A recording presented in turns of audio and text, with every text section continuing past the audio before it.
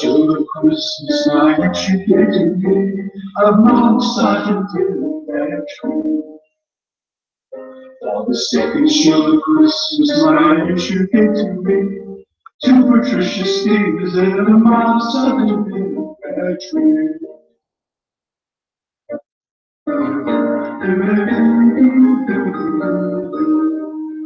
For the first sugar Christmas night you gave to me, a Mount Sergeant in the pantry. For the second sugar Christmas night you gave to me, two Patricia Stevens and a Mount Sergeant in the pantry. For the third sugar Christmas night you gave to me, three Jerry Wizards, two Patricia Stevens and a Mount Sergeant in the pantry. For the false shield of Christmas, my wish you give to me. 4 Steve's, 3 Jeremy's, 2 Patricia Steve's, and then 1 Sergeant Blueberry tree. Shield of Christmas, my wish you give to me. Fly soon. Oh God. 4 Steve's, 3 Jeremy's, 2 Patricia Steve's, and then 1 Sergeant Blueberry. Antonio, I had no idea that you were on this. My bad. Christmas, my wish you give to me. 6 David Weiss's 5. I'm sorry, Antonio. 4 Steve's, 3 Jerry Lizards, 2 Patricia Spears, and the Mark Sergeant Blueberry tree.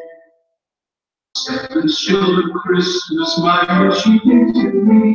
7 happy years, 6 David Weiss's 5. 4 Steve's, 3 Jerry Lizards, 2 Patricia Spears, and the Mark Sergeant Blueberry tree. This is hilarious. Shield of Christmas, my wish you gave to me. 7 ideas, 6 David Weiss's 5. 4 Steve's, 3 Jerry Lizards, 2 Patricia Spears, and the Mark Sergeant Blueberry tree. For the 9 Shield of Christmas, my wish you gave to me. 9 make the movies, 8 by the vessel, 7 ideas, 6 David Weiss's 5. 4 Steve's, 3 Jerry Lizards, 2 Patricia Spears, and the Mark Sergeant Blueberry trees. 10 Shield of Christmas, my wish you gave to me. 10 Kyle McDonald's, 9 Oh, Kyle McDonald. 8 by the vessel, 7 ideas, 6 David Weiss's 5. I've met Kyle McDonald and Flat Earth Asshole. And the Mark Sergeant Blueberry tree. Shield of Christmas, my wish you gave to me. 11 Jeffrey Grubbs, 10 Kyle McDonald's, 9 Nathan Oates, 8 Friday Russell, 7 IPS, 6 David Weiss's 5. Subaru Rats. 4 Steve's, 3 Jared Lizard, 2 Patricia Spears, and the Mark Sergeant Blueberry tree. Shield of Christmas, my wish you gave to me. 5 Paradise, 11 Jeffrey Rose, 10 Kyle McDonald, 9 Nathan Oates, 8 Adam Russell, 7 IPS, 6 David Weiss's 5. Steve's, 3 Jared Lizard, 2 Patricia Spears, and the Mark Sergeant Blueberry tree.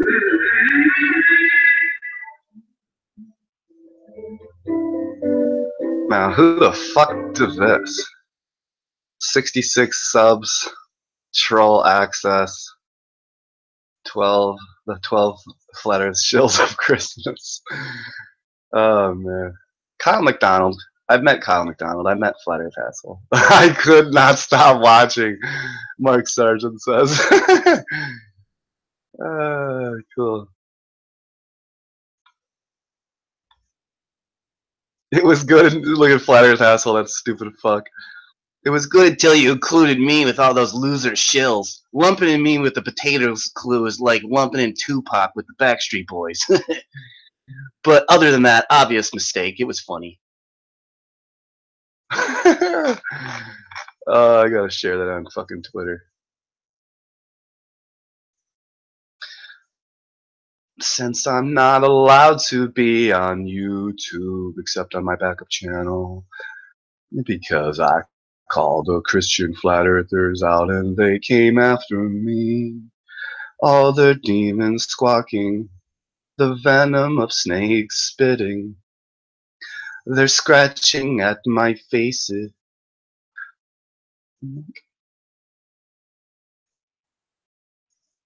Well, that was a funny video. I'm sorry, Antonio and Kyle McDonald. I do not apologize to anyone else.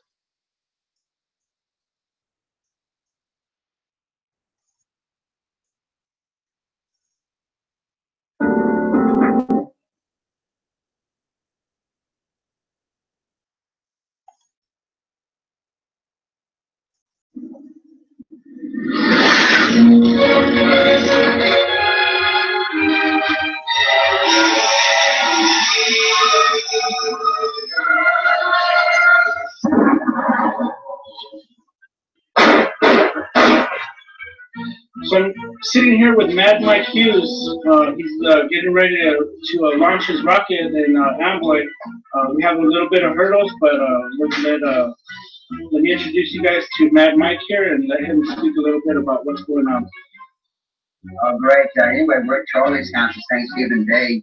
I was actually supposed to be in Amboy now, setting up for the jump Saturday. Yesterday morning, which was Wednesday, we were contacted by the Bureau of Land Management in the Needles office, and they informed me that they were not going to allow us to do the event there, at least at that location.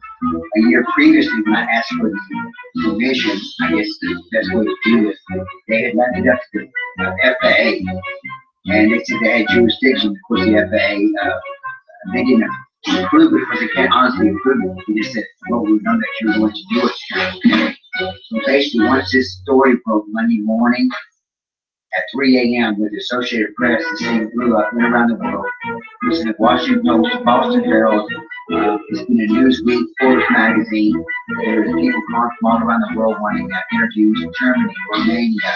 I did an interview in Ireland today already. And so basically, my feeling is one of the top executives of the Bureau of Land Management in Washington, D.C.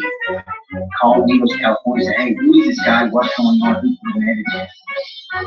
Well, they probably said, hey, there's no paperwork here. You know, we just, we know the guy. So it turned out to be not a good thing yesterday. Plus, he was actually ready today to go to Amboy. The motorhome / rocket launcher broke down in the driveway. And this guy got fixed about 2 hours ago, working over to see Charlie. And the reason we're here is because the gentleman that owns the town of Amboy actually owns some other property 2 miles away that's long enough and wide enough to jump. That's where we want to go to do the jump. We want to tomorrow morning, probably 7 in the morning, head back to Amboy. And Charlie showed me exactly how to get to the property on Google Earth.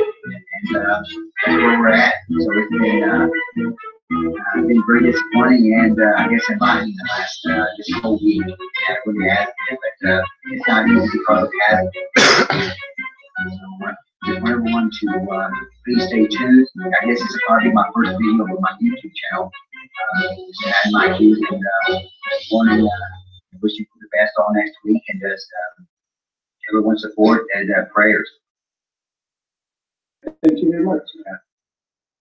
Share that on YouTube or on Twitter.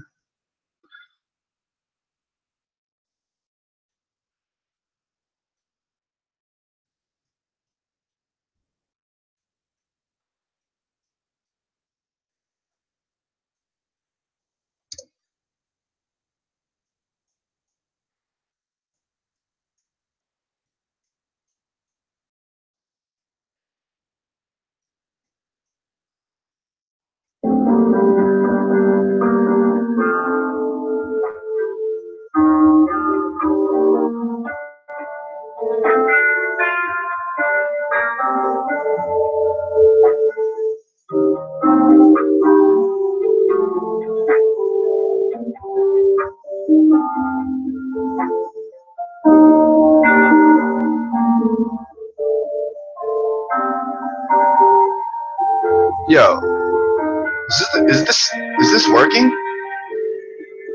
Yo, sorry, could you guys hear me? Is my video working? What the fuck?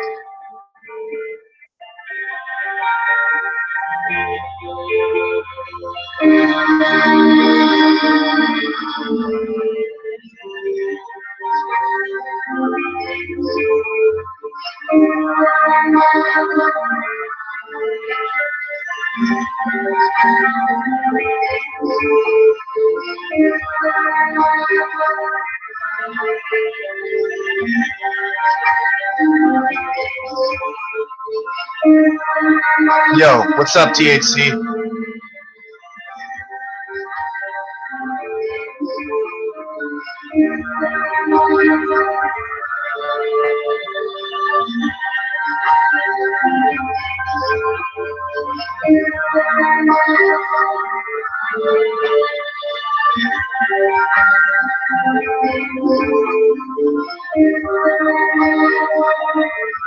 Yeah, how you guys doing?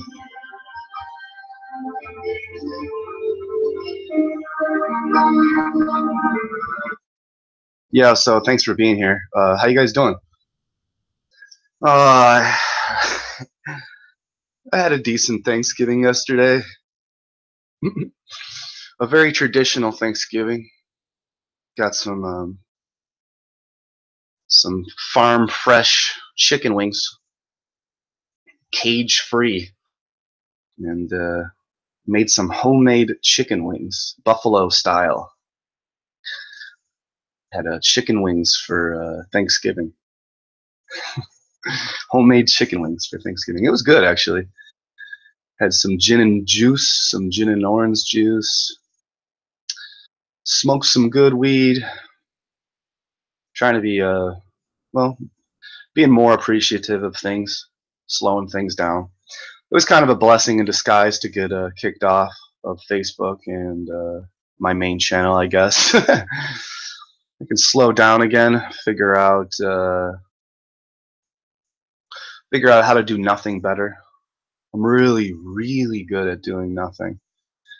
And people seem to have a, man, this guy's really good at doing nothing. Maybe. Search of the Subgenius taught me quite well.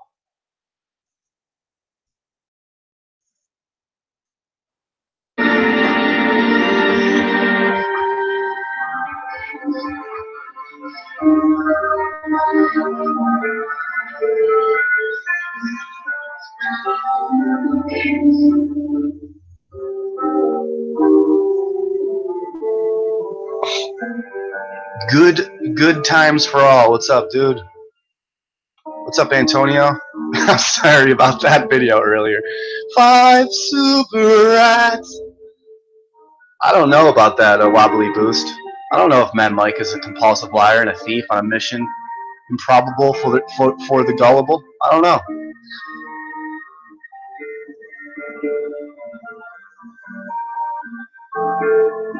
Hey, thanks. I like this hat too.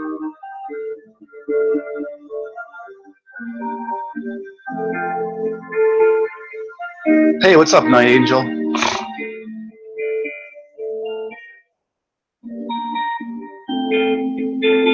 I'm gonna do a reading for you guys. I'm gonna pick a card here. This card's gonna be for you guys. I'm gonna pick 3 cards here. I've never done this one before. I just thought of it right now. I just made it up. So I'm gonna pick a card for you guys, which will represent you and what you're bringing to the table right now. And then I'll pick a card that represents me and what I'm bringing to your table. So the first card I pick is going to represent you and what you're bringing to my table, or the table. And then the second card will be me and what I'm bringing to your table. What basically what we're offering each other. What are we giving each other?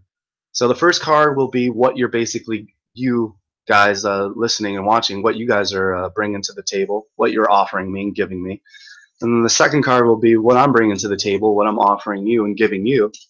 And then the third card will be a composite, a synthesis of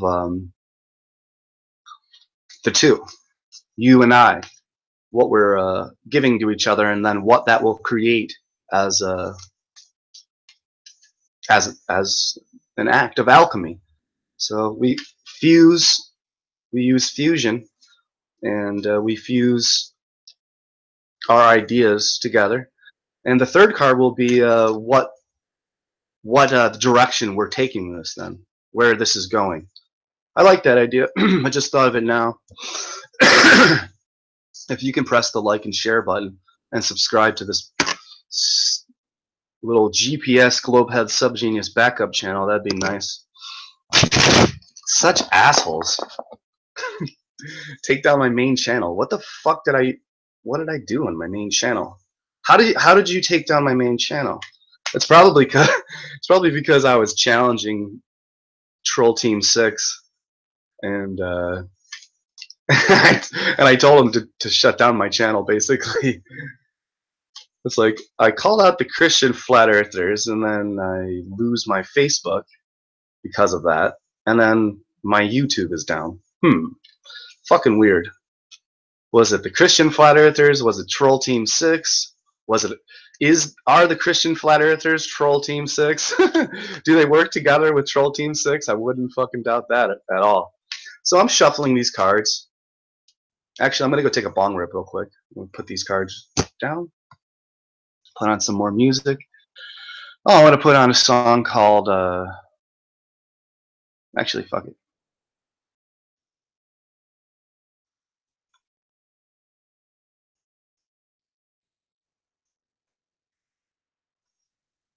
I'm gonna go take a bong rip, and then I'll be right back.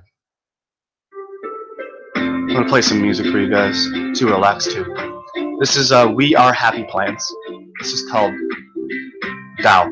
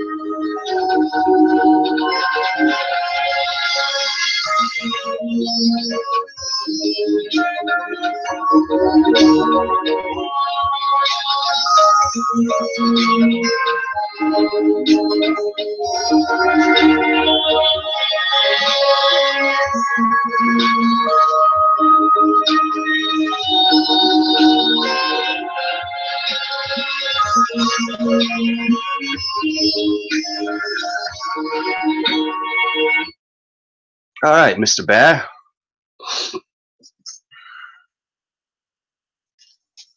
Sorry for that. Probably lost half the viewers, but the views don't matter. It's not a popularity contest now, is it? If it was a popularity contest, well,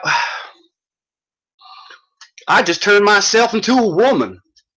I turned myself into a woman. I'd get some surgery. I'd turn my chest into a, I'd have nice silicone boobies, nice fake silicone boobies. I'd cut my dick off and invert it in on itself so I could, and then I would be the most famous flat earther on the plane. How brave of Dan Falkenbach to turn himself into what he really wanted to be and what he felt like all along, which was a beautiful Puerto Rican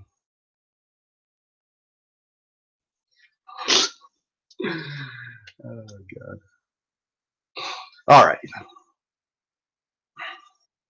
How you guys doing? Let me read some of your comments before I pick your card for you guys. So you guys remember what I was going to do. I'll let you know what I'm going to do.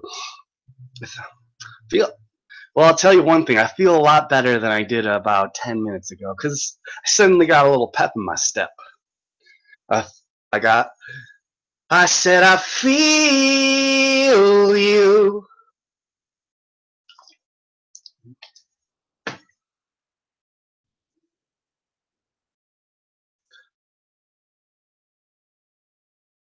Shave your beard too.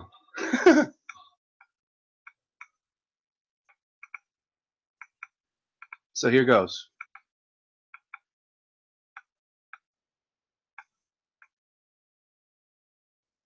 What's up, Dan W? Yay, my daily random oracle. So here goes. I'm gonna Wobbly Boost Night Angel. I look forward to the next time we speak. Good times for all, Antonio says to you. Hey, Wobbly Boost and everyone else. My rice experiment is already showing signs in the change in the hate jar. Incredible. Oh, that's cool. Good times for all. I'm gonna give you a wrench for that. Hey, how do we get? Oh, there you go. Good times for all. You now have a wrench. I'm gonna check out your live hangout later, Antonio. Troll Team 6.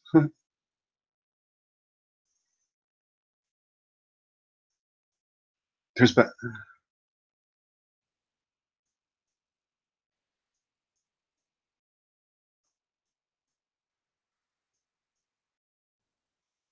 I always wanted to do that experiment, Good Times for All. I'm going to have to do that. Inspired me. Hey, Daniel Mayer. THC.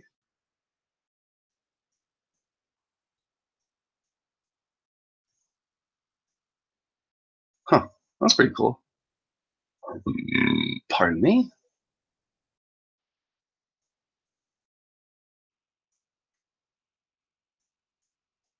I just need Daniel Rizzo to make a foursome of Dan's. I told the Rice beforehand I was sorry to them.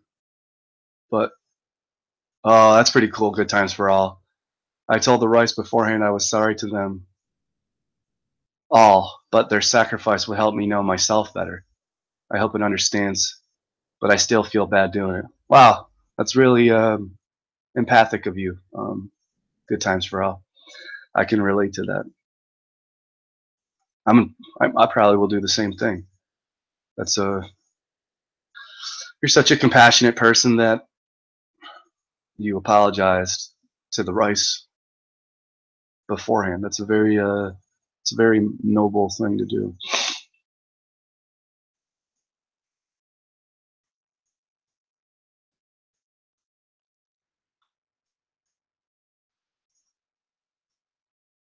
I wonder if it makes a difference if you start the experiment in the day versus starting in the night. I started mine in the day.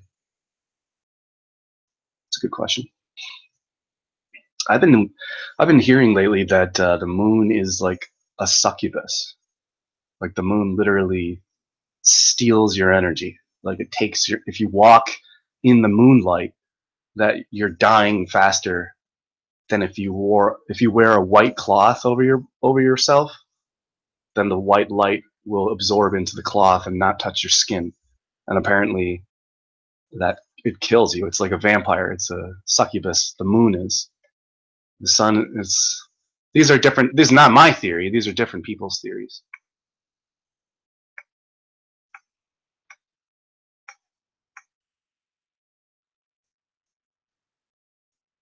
Okay, so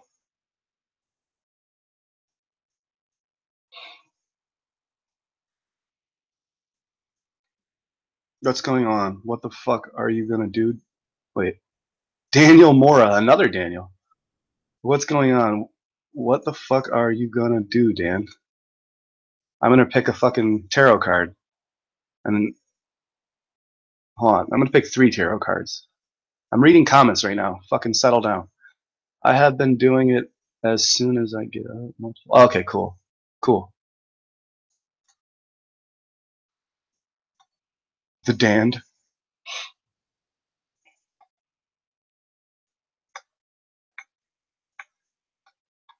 Okay. Now I'm going to tell you what I'm going to do. Because I'm all caught up.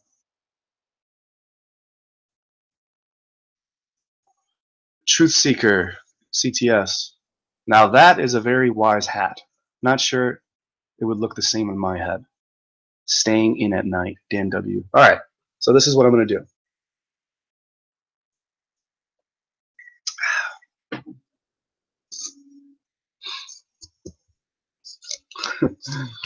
Staying in is the new going out.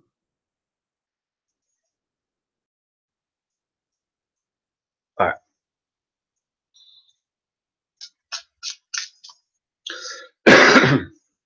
Actually, I'm gonna have to go on to OBS. Start using that again. And so then I can show your comments on the side. I can do a little comment section. You guys can see your comments. People tend to like to see their comments if it's scrolling on the side. They think it's like a little bit funnier. I personally do. I chuckle inside when I see my comments on the next to the people's faces, because I know other people are reading it, and I'm like, it's hilarious. Sorry, I'm just better with my. Oh, another. Is this Daniel Mora? Is this a different Dan? How many fucking Dans are there? This is fucking ostrich bacon sauce. My middle name is Antonio. Okay, so I'm gonna pick one card, and this is what you 18 people, you 20 people are bringing to the table. So this is what you're bringing to the table. Okay, and then the second card is what I'm bringing to your table. So basically this next card is what you're giving me. And then the second card is what I'm giving you, and then the third card is what we get when we combine our energies, the composite, the synthesis of the two. So here goes. I'll do one more powerful shuffle.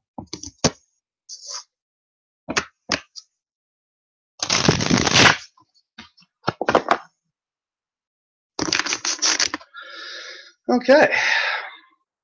Well, I tend to like to pick the middle card, so I'll pick a middle card. This is what you're bringing to the table.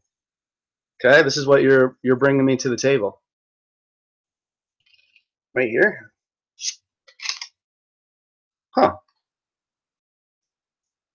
Moment to moment.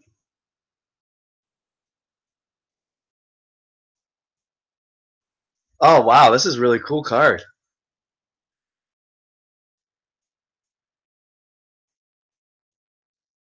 Look at that fucking guy. Fucking rainbows all around him. Balancing on the river. On the rocks. That's fucking sick.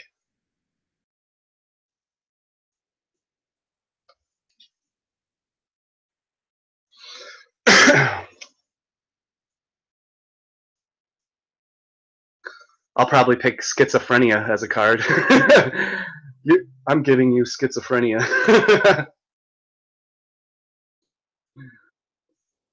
Like, thanks guys, you're giving me moment to moment. It's a really good card. Okay, let's see here. Here it is. Moment to moment. Rainbows, the physical. As this figure moves across the stones, he steps lightly and non-seriously. And at the same time, absolutely balanced and alert. Behind the swirling, ever-changing waters, we can see the shapes of buildings. There appears to be a city in the background. Ah, I do see it now. It's pretty interesting when you look at it now. Check out the buildings in the background. So you didn't see them before, did you? But now you do.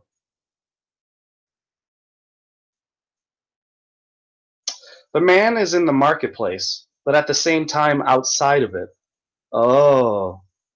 Maintaining his balance and able to watch it from above.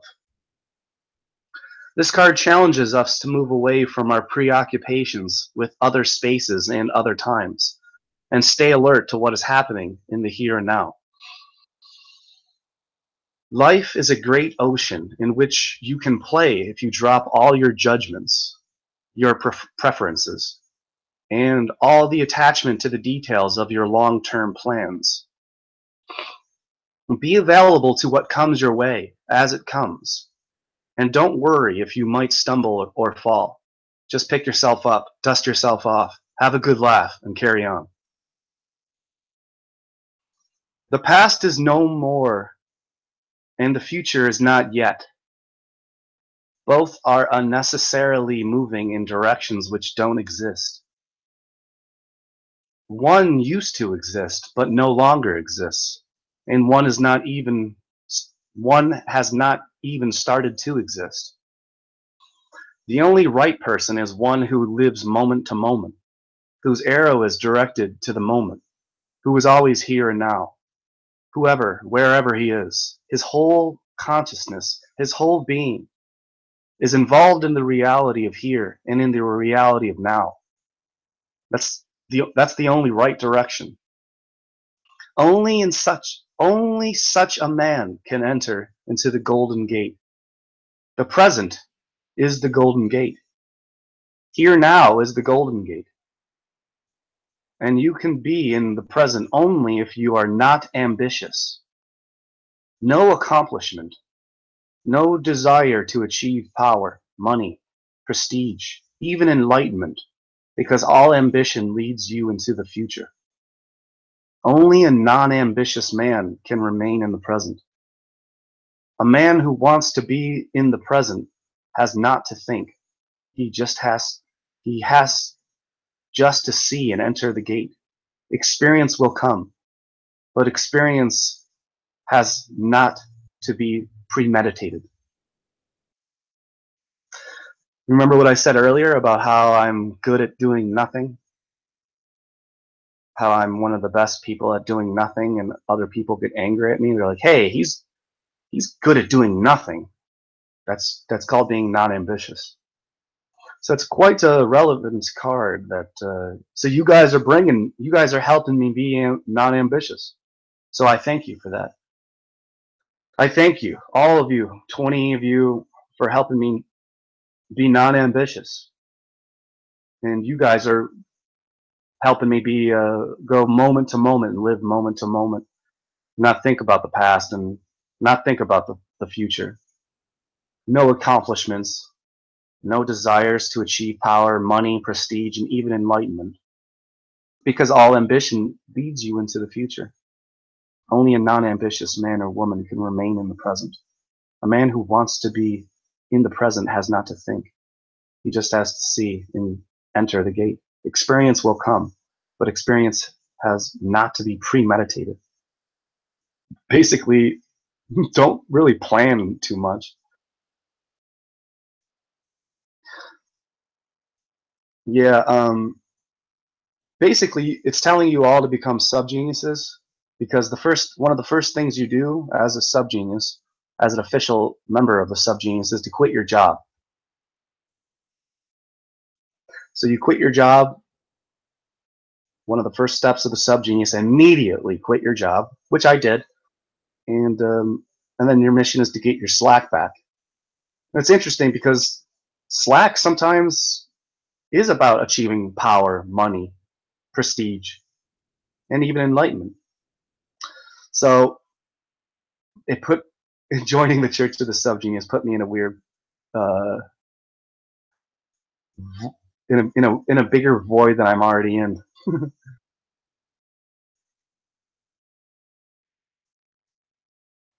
I'm a very non-attached person, very detached.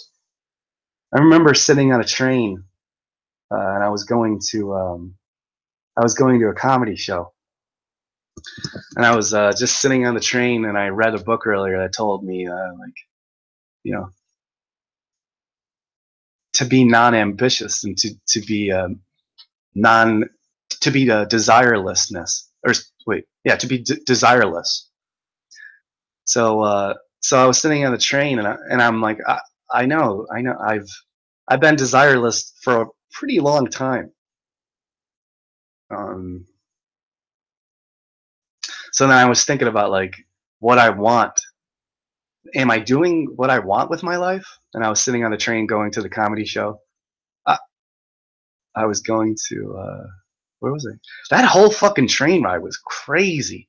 There was a bum who ended up freaking going up and down the train and asking people for dollar bills.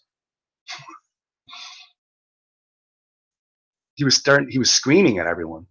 I ended up having to tell him to like shut up and to like stop yelling at people and stop bothering people. And he's like, "What?" I'm like, "I said stop bothering people. You're like, there's kids and you're starting to annoy everyone. You're starting to frighten the children. When you start to frighten the children, that's when I'm gonna step in." And so I was actually lost too. So that was on the way back. So on the way there, I went to the comedy store, and on the way back, I got lost. And then I befriended some stranger. He was telling me how to get back to where I started. And then that's when the bum started to cause chaos on the train. And I said, watch this, to the person I was with, to the stranger. I go, watch this. I'm gonna diffuse the situation. So I walked up to the guy, to the bum, and I'm like, oh, yo, what do you want? And he was ignoring me. I was standing up behind him, like a foot or two behind him, and I had my wallet out. And he continued to bother the other people on the train, right in front of me. And he was asking everybody on the train for change and bills. I'm like, oh, you don't want change, you want bills. I go, yo, hey, and he kept ignoring me. And I tapped him on the shoulder. I go, hey, and he turned around. And this motherfucker's eyes, they're soulless. I can see into these people. They say the eyes are the windows into the soul. You can see if people have souls or not as soon as you stare into their eyes. This guy's eyes were gray. They were gray as a fucking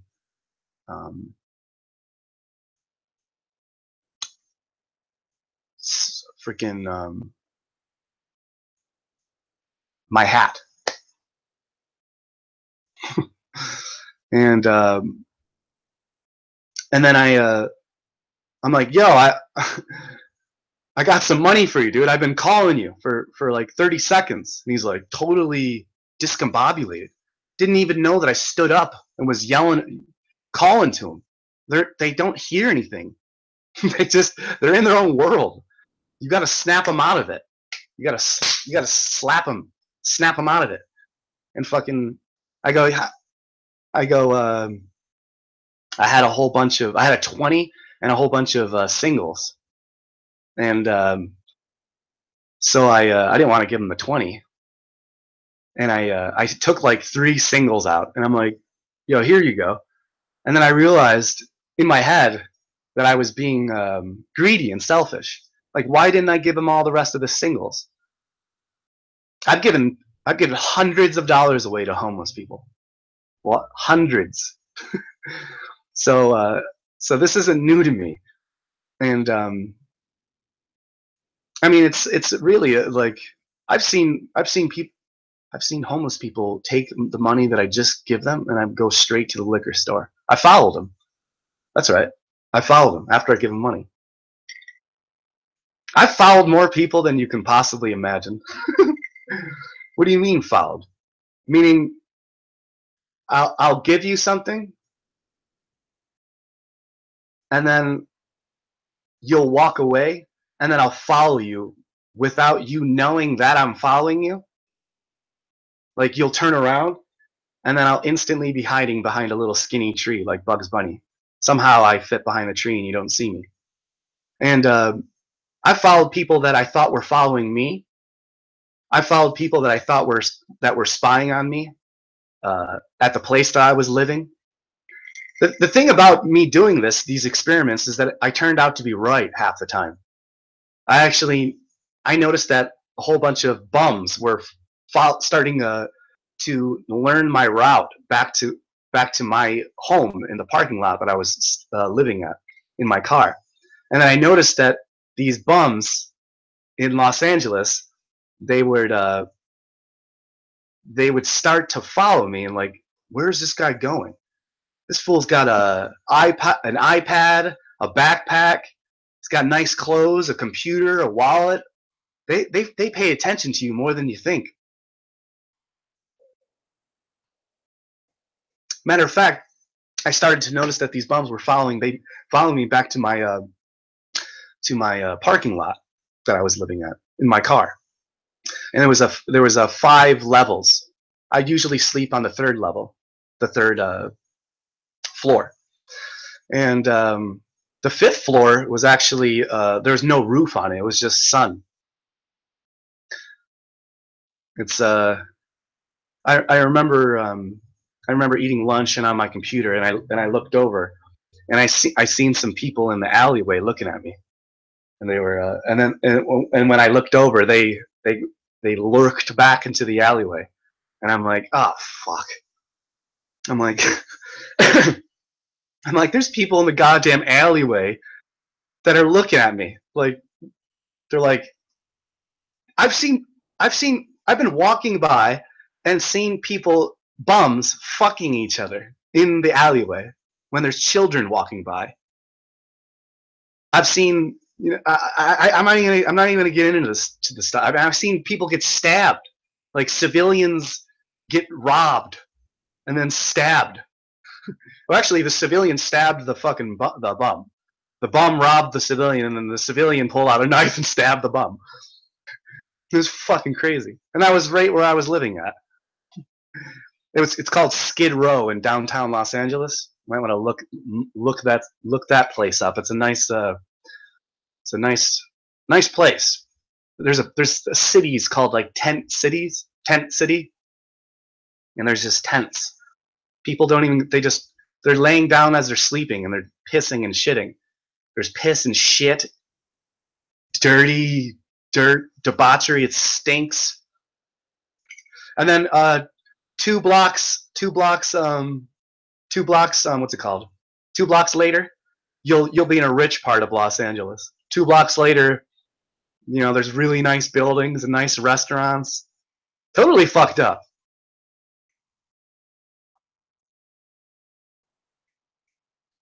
Okay, so I just want to, sorry I got on a little tangent there, but now I'm going to pick the second card.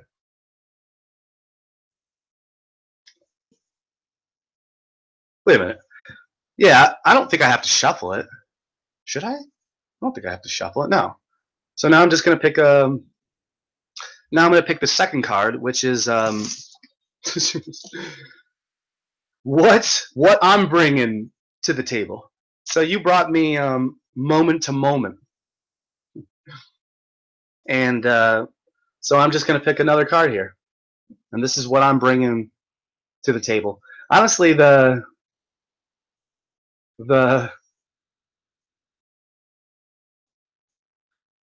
story that I told might change the outcome, but it doesn't matter. I'm not going to blame things. This is what I'm bringing you to the table. So I'm not going to make excuses here. This is what I'm bringing you. Here it is. Oh, well, that's good. That makes me feel a lot better. My ego feels a little bit better. Completion. So I'm bringing you completion. Who the fuck is that guy? Who's that puzzle piece man? Is that me? Is this what I'm bringing to the table? Ooh, look at that. The third eye puzzle piece. Look at that. That guy right there, that's the hand. That's the hand. That hand is coming in, and that's me. And I'm going, pop! And I'm touching your third eye. I'm giving you a little slap on the back of the head. And I'm reactivating your pineal glands and unblocking your chakras.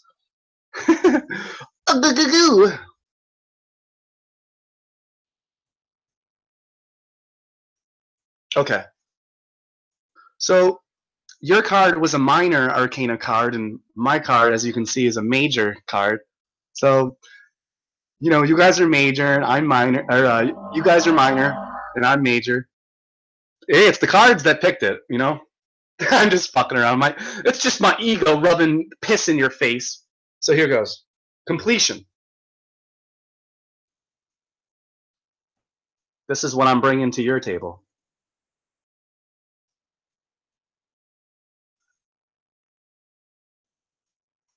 Here it is.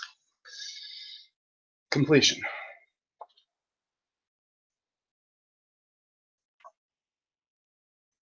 Wait a minute. Have I been reading this wrong the whole time? Am I supposed to read this backwards? Because look, it says the commentary. So the commentary is on this page, but it says completion on this page.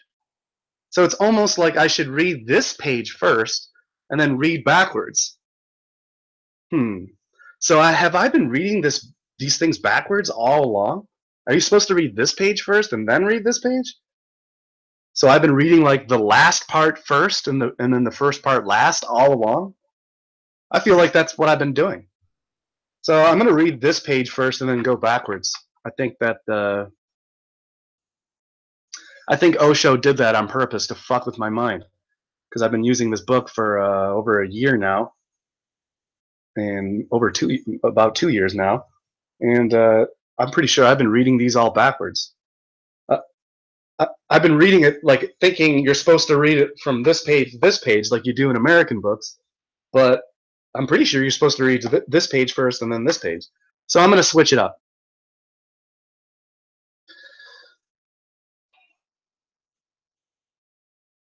This, I don't know. Now I'm questioning myself.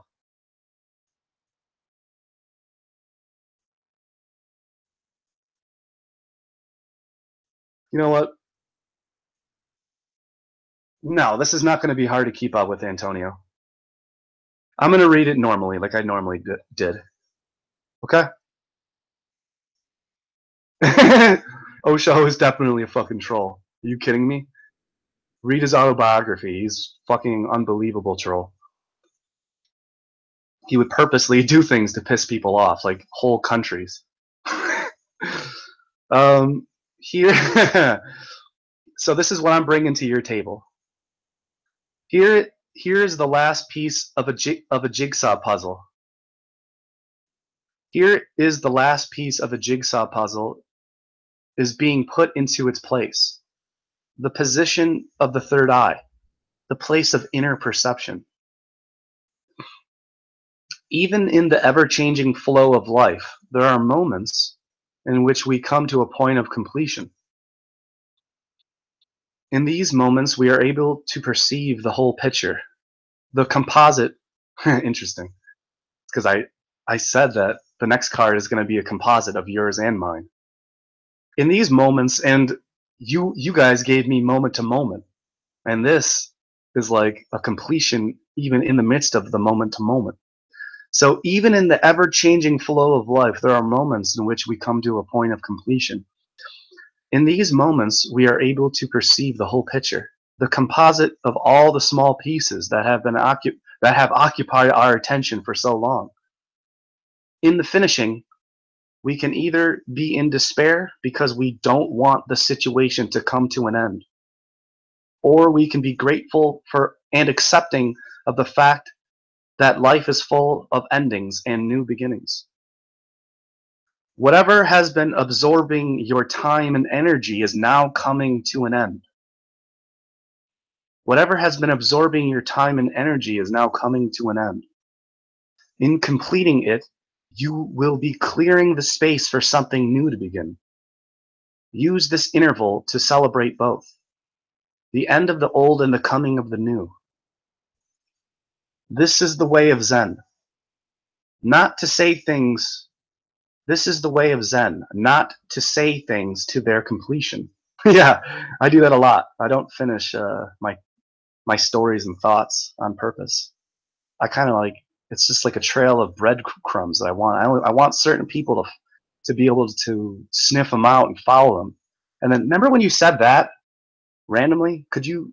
And I like that, because that means that people are paying attention to the breadcrumb clues that I'm leaving them. So to finish off more of what I'm giving you, to complete this completion, this is the way of Zen, not to say things to their completion. This has to be understood. It is a very important methodology. Not to say everything means to give an opportunity to the listener to complete it. God, this is fucking beautiful. Not to say everything means to give an opportunity to the listener to complete it. All answers are incomplete. The master has only given you a direction. By the time you reach the limit, you will know what is going to remain. This way, if somebody is trying to understand Zen intellectually, he will fail. It is not an answer to the question, but something more than the answer. It is indicating the very reality. The Buddha nature is not something far away. Your very consciousness is Buddha nature.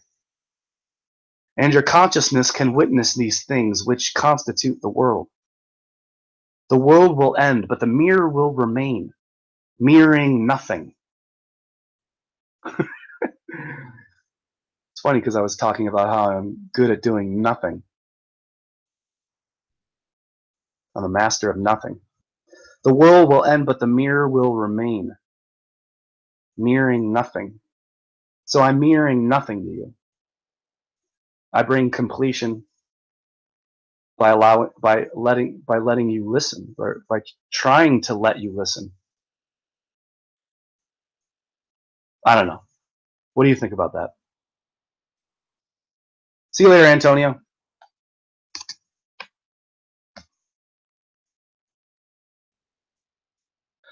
All right, got one more card here.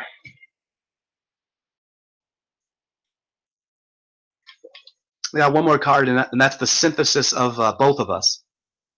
So what we both bring to the table. So this next card, it will be a synthesis of what you're bringing to the table, what I'm bringing to the table, what we're both bringing to the table, and having a composite fusion synthesis of the two. And that will be the next card.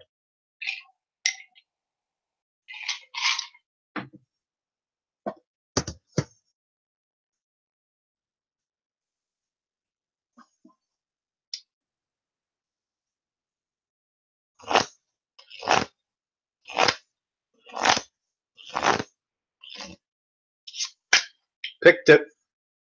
Interesting. Very, very interesting. Projections. See these two people? These two people, what I'm bringing to the table, what you're bringing to the table. Now they create projections. And you see the shadows of the people? So there's a reality, there's a true person here, and there's a true person here, but together there's all this drama and fucking, there's a lot of projections that are being thrown around. So we'll see what this says.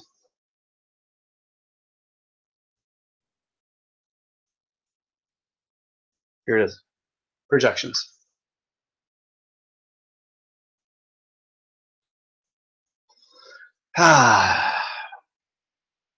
This is a water card, emotions.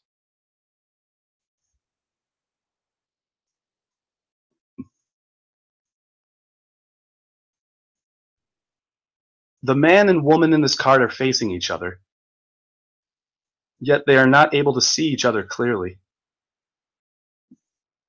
Each is projecting an image they have constructed in their minds, covering the real face of the person they are looking at. Each is projecting an image they have constructed in their minds, covering the real face of the person they are looking at. All of us can get caught up in projecting movies of our own making onto the situations and people surrounding us. It happens when we are not fully aware of our own expectations, desires, and judgments. Instead of taking responsibility for them and owning them, we try to attribute them to others. A projection can be devilish or divine, disturbing or comforting, but it is us. Interesting. Very interesting. A projection can be devilish or divine, disturbing or comforting, but it is a projection nonetheless. A cloud that prevents us from seeing reality as it is. The only way out is to recognize the game. When you find a judgment arising about another, turn it around. Does what you see in others really belong to you? Is your vision clear or clouded by what you want to see? In a cinema hall, you look at the screen. You never look at the back. In a cinema hall, you look at the screen. You never look at the back. The projector is at the back. The film is not there really on the screen. It is just a projection of shadow and light. The film exists just at the back, but you never look at that. And the projector is there. Your mind is at the back of the whole thing. And the mind is the projector. But you always look at the other, because the other is the screen. When you are in love, the person seems beautiful. No comparison. When you hate, the same person seems the ugliest. And you never become aware of how the same person can be the ugliest, and the same person can be the most beautiful. So the only way to reach to truth is to learn how to be immediate in your vision, how to drop the help of the mind. This agency of the mind is the problem, because mind can only create dreams. Through your excitement, the dream starts looking like reality. If you are too excited, then you are intoxicated. Then you are not in your senses. Then whatsoever you see is just your projection. And there are as many worlds as there are minds, because every mind lives in his own world.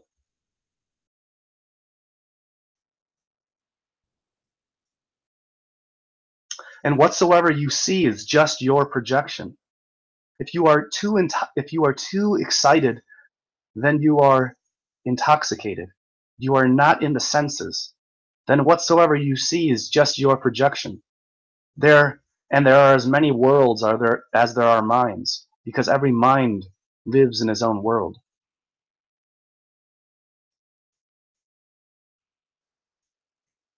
I feel like I need to pick one more card. That was really good, but I feel like, I don't know, what do you guys think? Should I pick one more card or just let it go on that? How do you guys feel about that?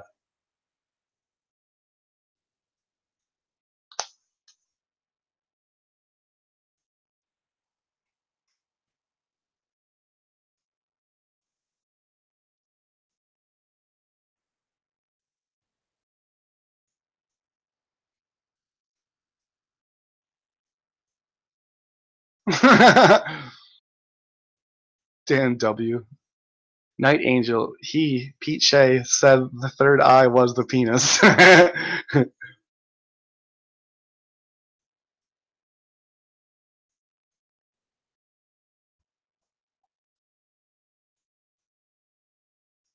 Yeah, Madame Medusa.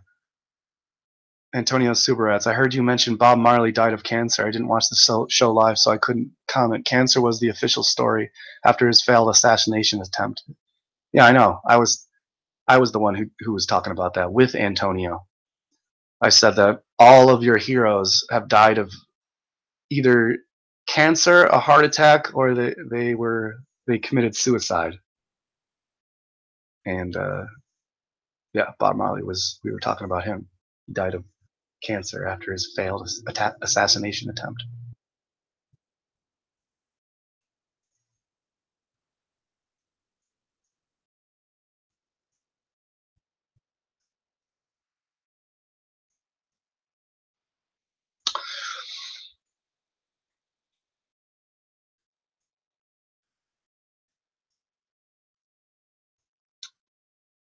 Good Times for All said, wow, that was deep. I'd leave it. Wobbly Boost says, one more. Musicians for Truth says, consult the hat. What's up, Dread? Darren Fuchs, deep and true. If it completes it, one more. Well, I'm not going to know if it completes it. Every mind is its own world. Pull one to see where the Jesuits are at the moment. Let's go down the rabbit hole, Dan. Do it. All right, I'll do one more.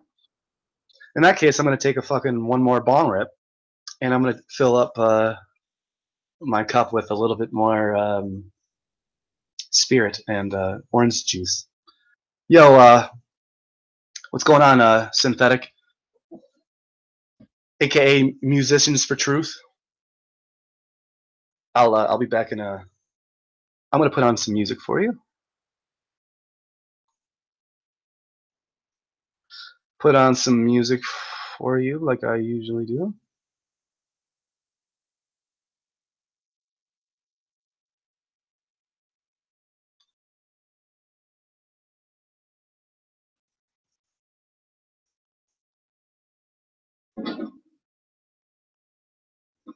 I appreciate it, man. The moment you realize you have enough. It's pretty funny that my backup channel could still put up 20 viewers. That's cool. I appreciate that.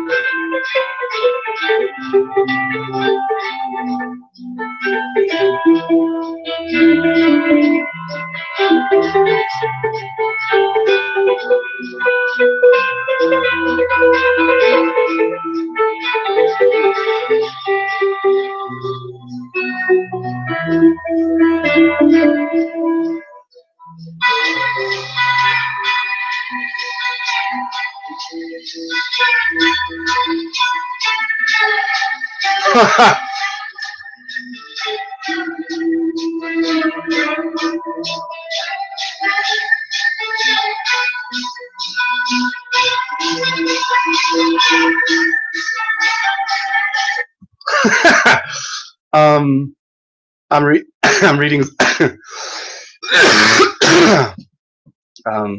Dan W says, "I'm pretty sure the penis is not connected to the spinal column." Believe it or not, I mean, the penis isn't. Technically, it is, because the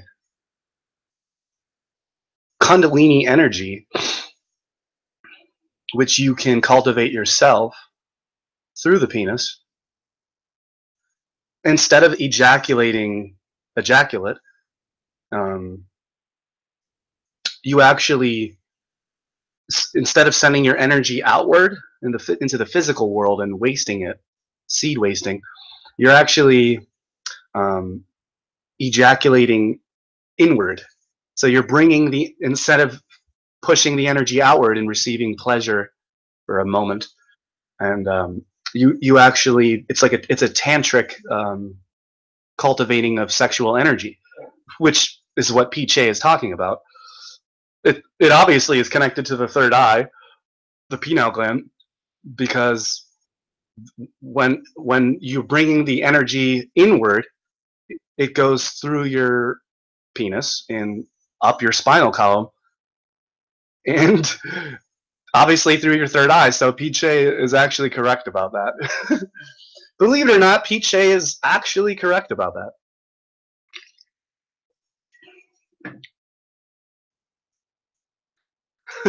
So congratulations, Pete Shea. You're finally starting to talk a little bit of sense. Although you might want to need to explain yourself a little bit, because the penis isn't the third eye, but the energy of the penis can go back into yourself, and you can basically, you're like ejaculating into yourself, and you're sending the power of the Kundalini energy up into your third eye. So it's going up. That's the rising of the phoenix out of the ashes. That's dead energy turning into alive energy. There's a whole bunch of stories. That's the Adam and Eve, the two snakes that are rising up the spinal column. That's what that is. That's the energy. That's the sexual energy rising up the spinal column to create some sort of enlightenment, I guess you would call it. Cum eyes.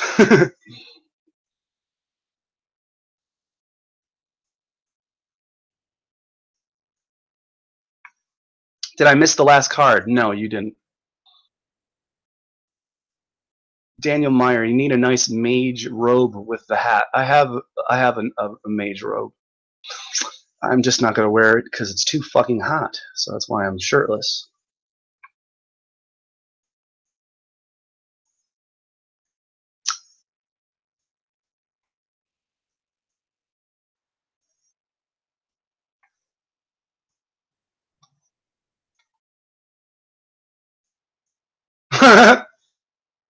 Dan W says you should definitely do a third eye penis hangout with Pete. It would be epic. That's hilarious.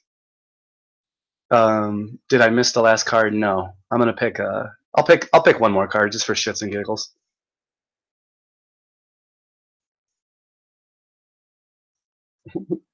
Said Pete Shea is not used to being agreed with.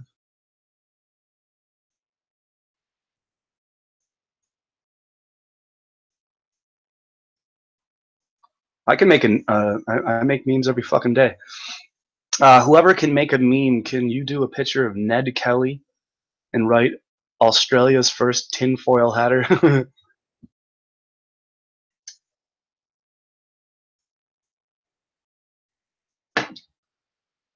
Alright, I'll pick one more fucking card.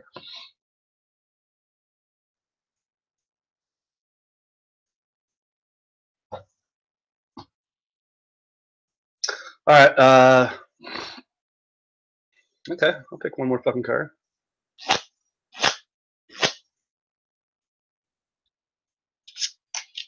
Holy shit. It's literally nothing.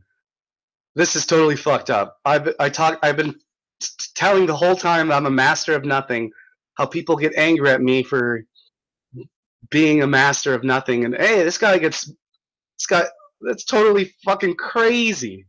I don't think I've ever gotten this card. It's just fucking nothing.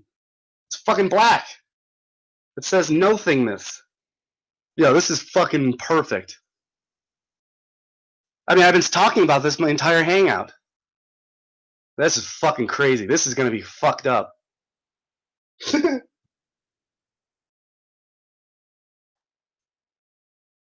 is obviously a major card. It's the Void. You remember THC, Anthony? I called myself a Void earlier. I said I almost felt like I was making fun of myself. I said, on the second card, if you go back on what I was offering you, what I was bringing to the table, I said, the void that I am, or something like that. You're fucking right.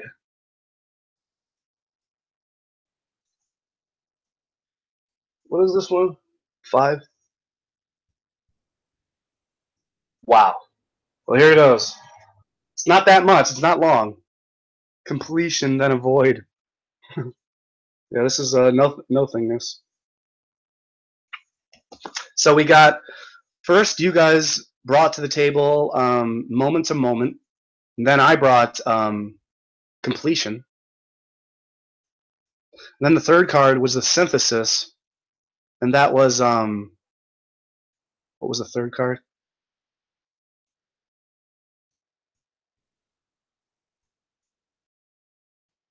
Oh, projections. No. It was moment to moment was what you guys brought to the table. Completion, what I brought to the table. Projections, which was a synthesis, a fusion of both of our what we're both bringing to the table, which creates projections. And then I asked if I should pick another card, and I picked nothingness, and here it is. Here goes. Let me take a drinky poo. Hell yeah, dude. Hell yeah, Danielle. Hell yeah, Daniel.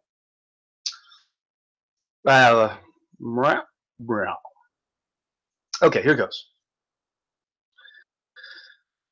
Being in the gap can be disorienting and even scary. Yeah, I can tell you that from firsthand experience. Nothing to hold on to. No sense of direction. Yep. Not even a hint of what choices and possibilities might lie ahead. Yep. But it was just this state of wow. So here goes. I'm sorry, this is a little intense. Being in the gap can be very disorienting and even scary, sorry. Nothing to hold on to, no sense of direction, not even a hint of what choices and possibilities might lie ahead. But it was just this state of he is saying that. But it was just this state of pure potential that existed before the universe was created.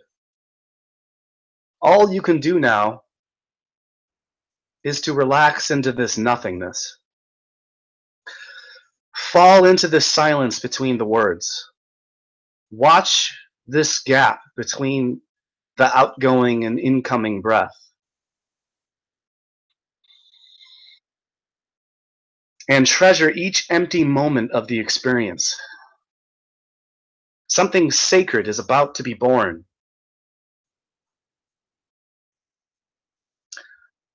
Buddha has chosen one of the really very potential words, shunyata.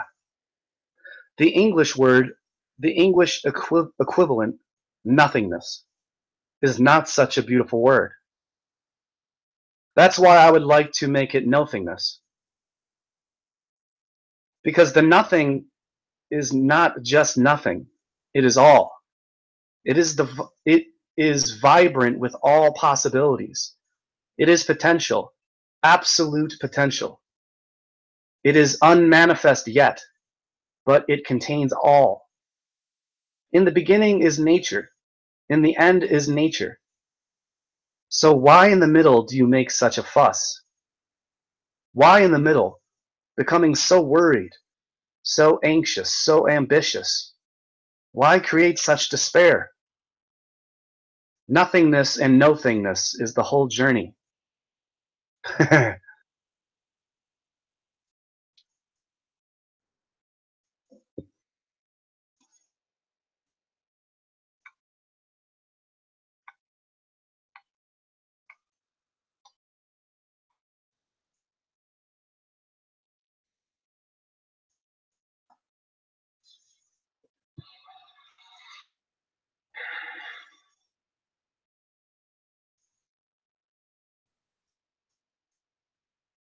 Yeah, I like that.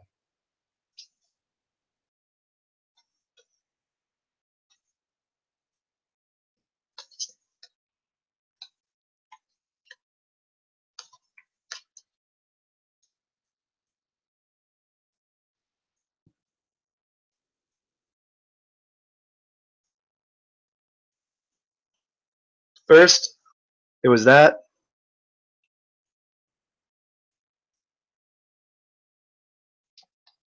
Then it was that.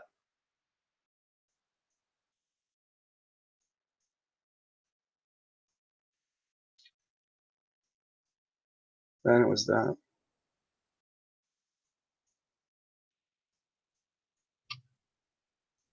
And then it was that.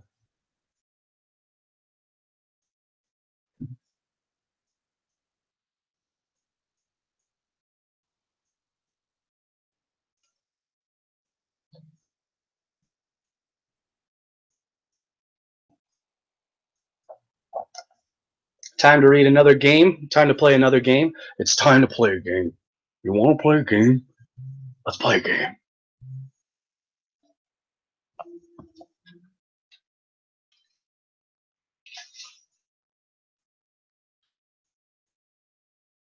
Ooh, Issa will love this game. This game, Issa Mahal, you guys know him. He'll love this game. It's called Courtroom, a reasoning game.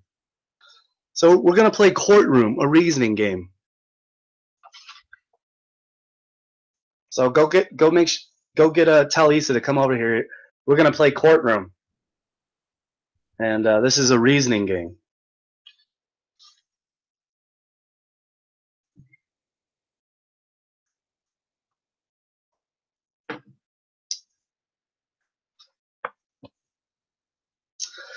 Excuse me. Prosecuting and defending are the same. In fact, each one relies on the other for meaning. If your mind assumes a defensive posture, you thereby make your attacker. Wait, okay, I see. If your mind assumes a defensive posture, you thereby make your attacker. If you see an enemy, you split your mind.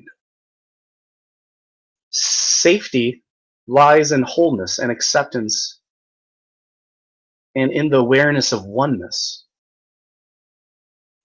Gentleness of thought responds to violence with healing. Gentleness of thought responds to violence with healing. For it recognizes that anger in any form is a call for help.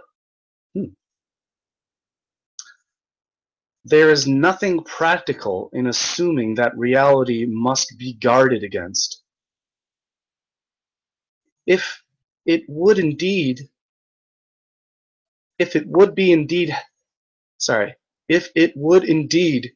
be helpful for you to avoid a particular experience, God will direct you very specifically in this. Correcting another is not a favor to him or to yourself. Do not allow your mind to continue to question, confront, or disagree. For if you assume error or guilt in another, you will not be in a mental position to accept the blessing being offered you. What the fuck is this voodoo talk shit? Instead, answer every call for help with help.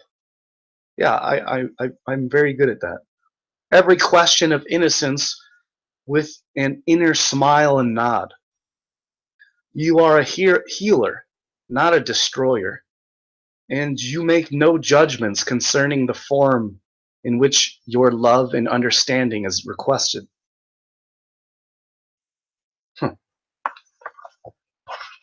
So today, you are in the legal position. You are in the legal profession. And you have an unheard of speciality, forensic healing. This new profession will allow you to practice actual law and forget about the laws of illusion. Illusions cannot have the force of law because they will appear to as long as they are believed. What is not often recognized is that the mind must remain very active in order to sustain a belief in what is not there. In other words, it must prosecute. Rest from such activity is healing. Nothing more than mental rest is needed. The courtroom in which you are to practice is, as usual, your daily life. Today, you are free to hold two legal positions and one that is illegal. So today you are free to hold two legal positions and one that is illegal. The illegal position is that of prosecuting attorney. This position will only be offered to you today by your ego. The two legal positions are that of advocating attorney and judge. To assure that as judge you will be incorruptible, you will not be asked to pass judgment, but only to exercise one of two functions. You may declare a recess or you may dismiss the case. You may declare a recess or you may dismiss the case. Declare a recess or dismiss the case. Here then is how the game is played. Your ego will hand you a case to try. It is relatively easy to recognize when this has occurred because it will involve your having to follow up by thinking about the evidence of someone's guilt. It is not possible to occupy your mind with anything other than this instant without starting to build a case against something. Love can show you the past or future. This is annoying me to let you guys know. Love can show you the past or future, but this will always be marked by joy and will illumine the present at the same instant. In all other instances, any turning over in the mind of what is now through or any anticipating of what has not yet occurred is ego motivated. And the ego's purpose is to sort out evidence that will prove someone is wrong or someone wrong. I understand that now. So whenever you have allowed your mind to become engaged in this unhappy pursuit, you have assumed the illegal role of prosecuting attorney. When you become aware of this, you have the opportunity to choose instead one of the alternative roles. At the start, it might be easier to take the role of advocate and then follow this with the role of judge. As advocating attorney, you can point out to your mind any or all of the following facts. Change takes place only in the present. Okay. Number one, change takes place only in the present. Number two, to continue rewriting the past or future is impractical because it does not call for a decision now. Number three, in order for past guilt or future danger to be argued at all, the mind must act arbitrarily in selecting certain scenes for evidence and disregarding any that would refute the argument.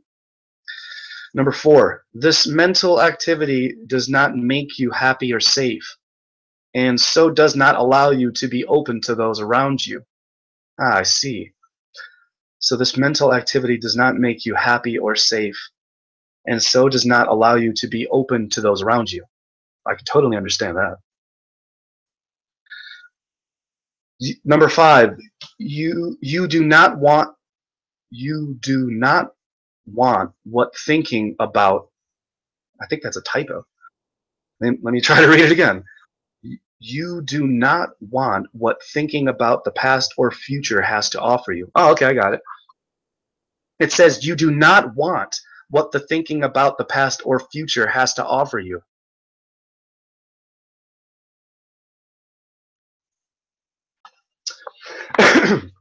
It says, now you are ready to assume the role of judge. As judge, you can forget the grievance temporarily, or you can dismiss it eternally. So that's the choice you have. As judge, you can forget the grievance temporarily, or you can dismiss it eternally. If you discover that you have not chosen final dismissal, remember that by repeatedly stepping away from this type of mental activity, whenever you recognize it, that is, by calling a recess each time that it begins, your consistency will soon have the force of one eternal decision. This effect will follow naturally from the fact that you have chosen to be vigilant. Very soon, your ego will stop even the attempt to hand you this particular case for your consideration. And with each stand you take, refusing one after another, all further cases, the overall force of all ego offerings will diminish, and your consequent gain in freedom will be enormous. Now that's a game I can play. So when I feel all these judgments that I feel daily, thinking with my mind just has thoughts coming in about, and judgments are those thoughts normally, throughout the day.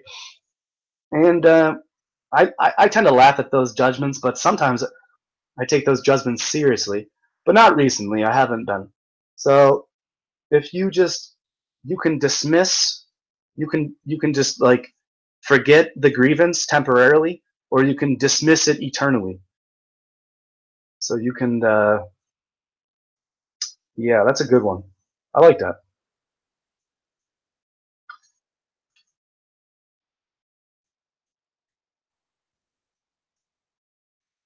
Yeah, fuck it. I want to stop questioning and confronting for today. I want to stop disagreeing and confronting and questioning, assuming error or guilt in another. I'm just gonna calm down. I like that. I like that. That was a good game. This is a game that I'm gonna play.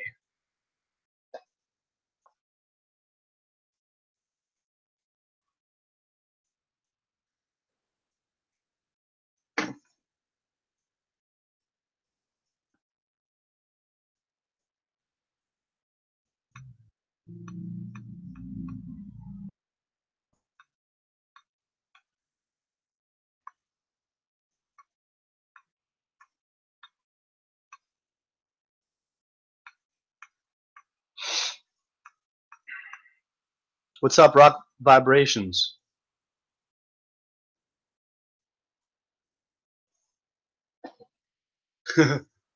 THC.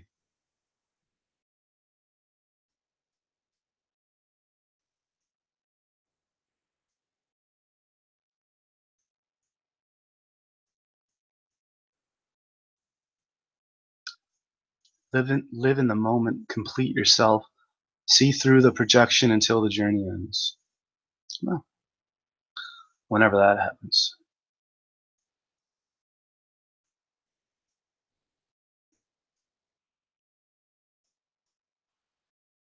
When the Dan W says, when the judge gets pissed, they say, carry on and I'll have you in contempt of court. Good Times for All says, I used to believe anger was a gift. Now I feel silly for such a belief. Yeah, I remember, I still use anger, but man, I used to be a lot more angry than I am now.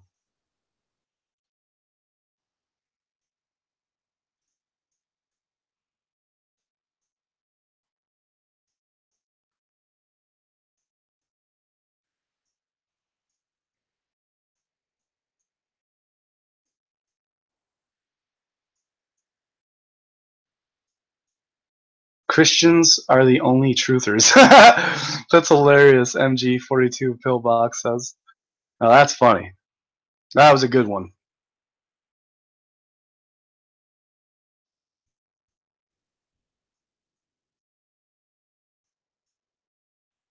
What are you talking about? Notice they never attack Muslims or Buddhists. You haven't studied Christianity, dude. Christians attack Buddhists and Muslims all the time, especially Muslims. Good grief. Fucking clueless. This coward couldn't say this to our faces. Typical slave. Talking about me? Everything that I'm saying right now, I would say to your face. Especially your face. I doubt that you have a face. Do you show your face like I'm showing mine? Or you just call people coward and say, you couldn't say this to our faces from behind a screen while I'm showing my face? You realize how stupid you sound, MG42? God, you sound really stupid, and I just proved it. I wonder what you hear because you're delusional and in denial. I wonder what it sounds like to you. You know, it just must be really interesting what it sounds like to you. It must sound like Charlie Brown or something. That's funny though. Dan W. Right about the Antichrist is the name. Gee, I wonder was true and Satan is real. Well, what would he do? Yeah, 1 + 1 is 2. Thanks for playing. Not quite sure what he's saying. I guess that's what happens when you're a Christian. So let me guess, MG42, you're a Christian? And like I said, when you call Christians out on their bullshit, they turn into vulgar demons. So you're just coming in here. This is actually called call out the Christian fake earthers and watch their demons spill out. And you're coming into this chat room and you're the only person spitting venom like a poisonous snake. So let me take it. I take it that you're a triggered Christian? It's so you guys are so easy to spot. This is the whole point of holding this hangout. I caught you. You're a snake in the grass. I caught you, Christian. And you prove it. You prove it by coming on here and spitting venom, like the dirty, poisonous snake that you are. See, I'm a snake, but I'm not poisonous. Matter of fact, I'm a talking snake that will give you secrets. You know, that talking snake in the Bible that everybody blames as Satan? If you really read it, that talking snake in the fake Garden of Eden kind of sounded like he was trying to help the people. Just wanted them, get some consciousness and awareness. But the thing about you Christian snake in the grass, you're poisonous. You're a toxic snake. I'm a snake that grants wishes. I'm like a genie in the bottle. Remember the jinn? The jinn get a bad name. See, when you start studying these different entities, they call them genies, jinn, some bad. They're the demons. They're the demons. That's weird. Have you ever met demons in real life? They've been human, haven't they? Right. Isn't that interesting? How the demons that you meet they have human flesh, normally your friends and family, but they're human. You just call them demon because you don't like them and they disagree with you. They're demons. Oh, your demons are coming out. You're disagreeing with me. I think your demons are speaking. against me. I think I can see your demons. I can really feel your demons coming against me. It's so easy to spot.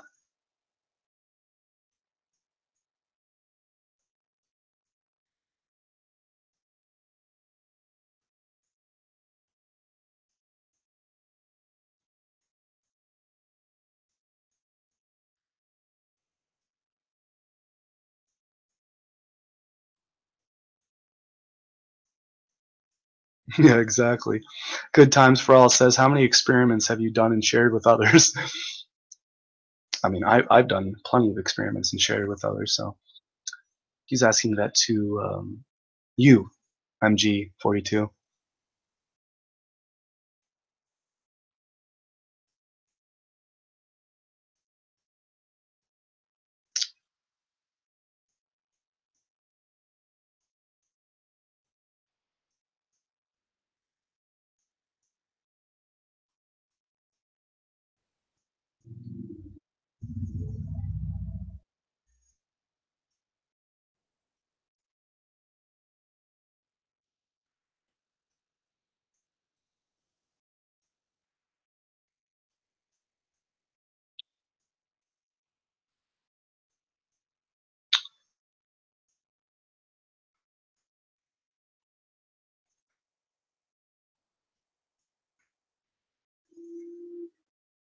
Sheesh. A lot of talking in the chat room here since the troll came in. MG42 troll box.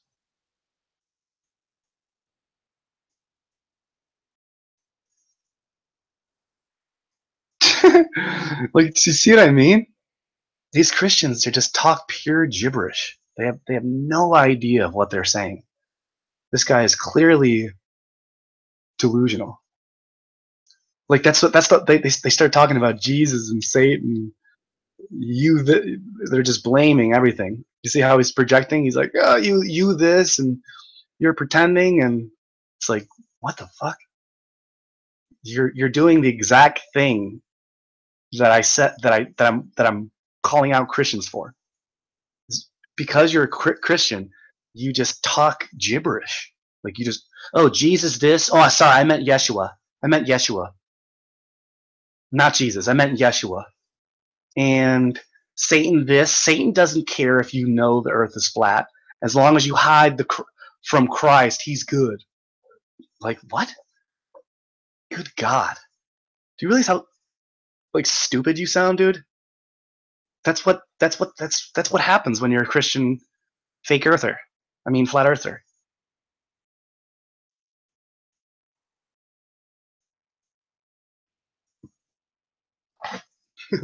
when people say Jesus ate Christ, what's the H for?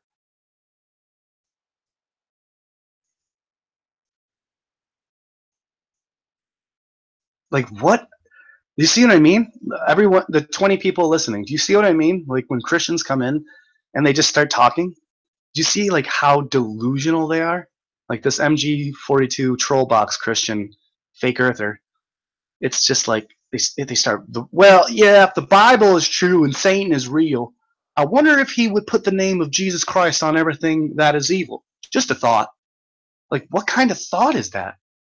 That's that's like a baby spreading like ketchup or like cereal all over its fucking tray, like just throwing stuff around.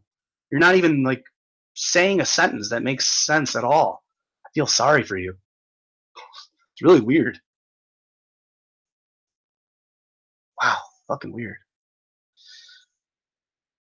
What?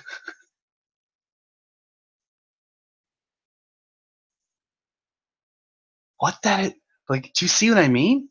Well, then the real question is, why do they say Jesus Christ and not say Muhammad or Buddha? Let that sink in. It's hilarious. You do. What? It's so hilarious. I wonder if you've studied Buddha or Muhammad or Jesus Christ. Really seems like you haven't. It's really hilarious.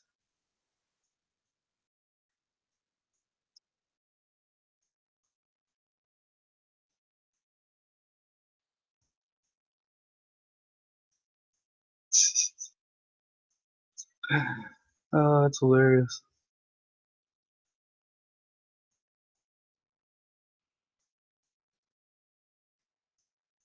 Wobbly Boost has something to say to you, MG42. He says, "Are you an arrogant, delusional troll with a huge emotional instability? Take your time." A Christian troll, Musicians for Truth says.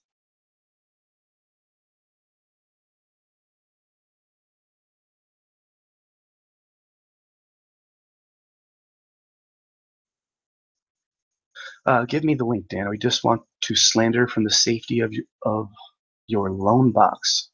Loan box? I'm not quite sure what a loan box is. Let's see here.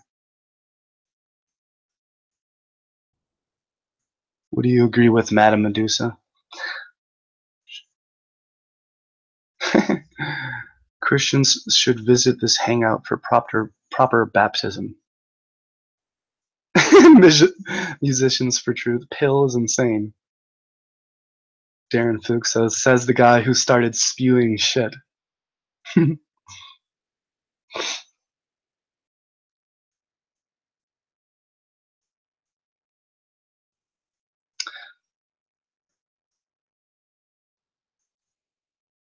Dan, you are the one attacking Christians. No, actually, I haven't attacked Christians. I'm attacking stupid, delusional Christians. Like, not even attacking you. Like, do you know me? You don't know me at all. I could rip your throat out right now and shove it up your ass if I wanted to. Especially if I invited you on the hangout. But knowing you, being a Christian fake earther, you would put pornography on my hangout and then snipe it. So let's see here. Yeah, I haven't. So you said you are the one attacking Christians. No, actually, the Christians they took me off of Facebook because I called them out on their fake bullshit. I said all you got to do is call these Christians out on the. Just ask them like, what do you mean? When all you got to do is ask, hey, what do you mean by that? Jesus and the Satan and the Bible and the Old Testament, Muslims and Buddha. Like what? Jesus. All you got to do is ask these Christian fake earthers is, hey, what do you mean? And then they go, rah, rah, rah. And they're fucking crazy people. You're the one attacking. I'm gonna lose my brain cells. No, I'm not attacking.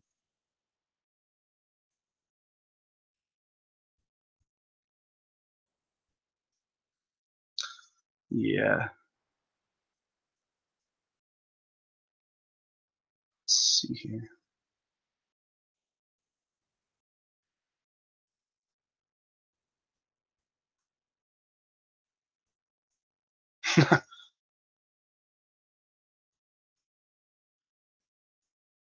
Give me Z link and I'll show my face. Take your time, coward. Insert Jeopardy theme music.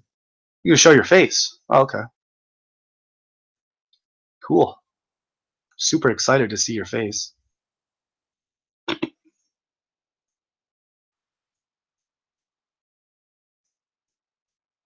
Beetlejuice. That's interesting.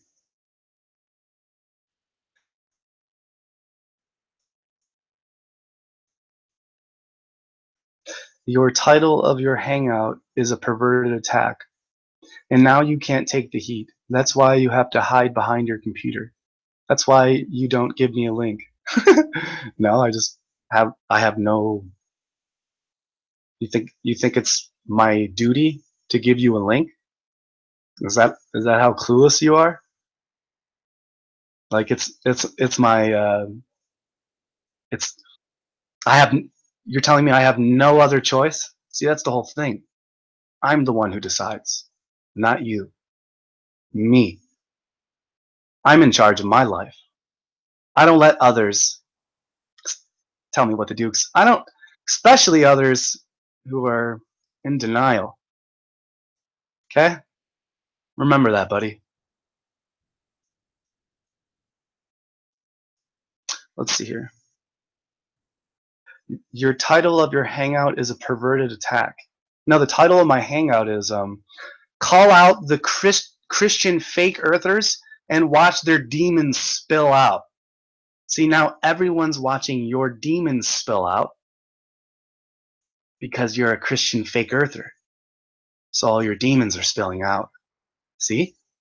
The title is call out the Christian fake earthers and watch their demons spill out.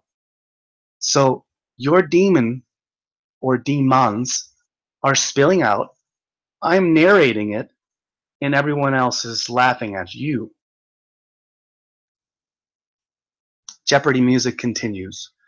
Do dee da do da dee do. You're better yet.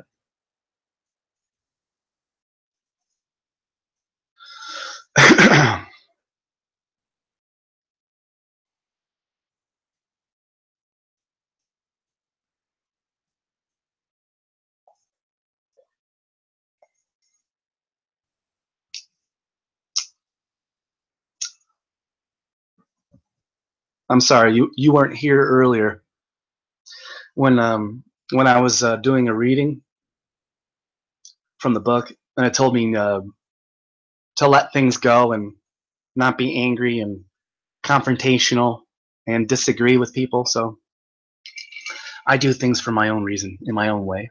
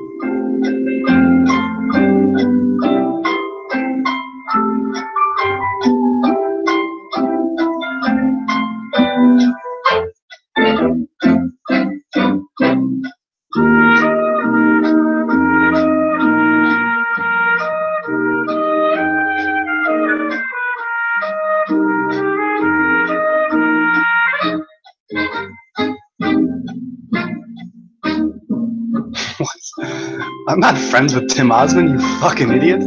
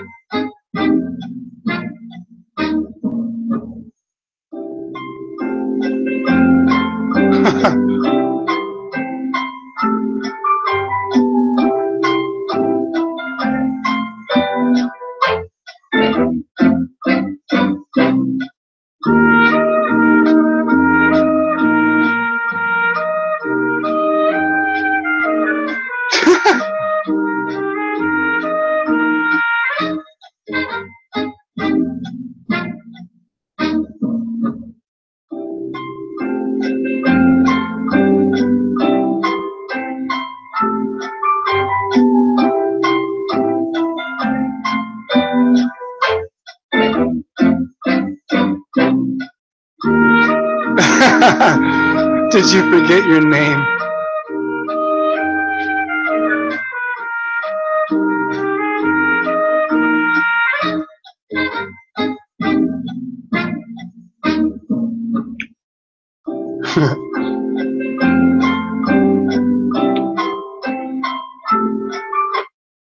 Good.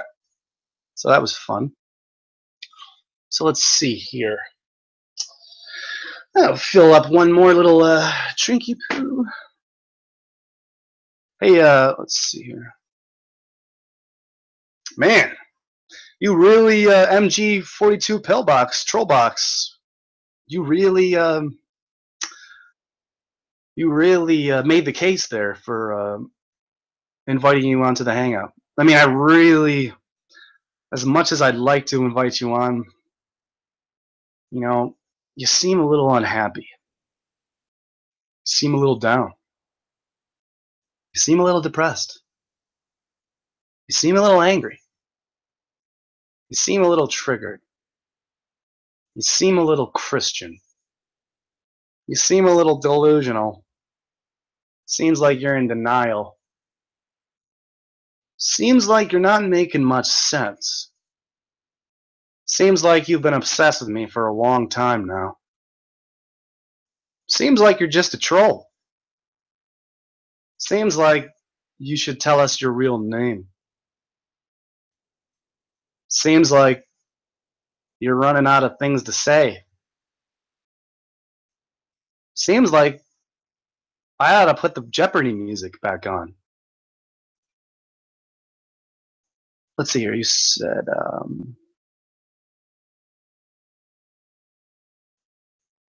perverted retards. Okay, well, yeah. You said you'll wait. It says I'll wait. Still waiting. Okay. And you'll wait for 300 more seconds now too.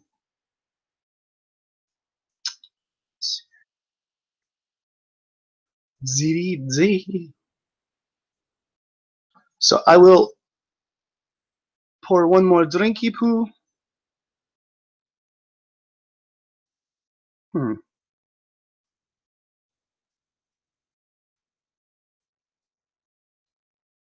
All the things that seem to be out there, the world of things is really an inner phenomenon.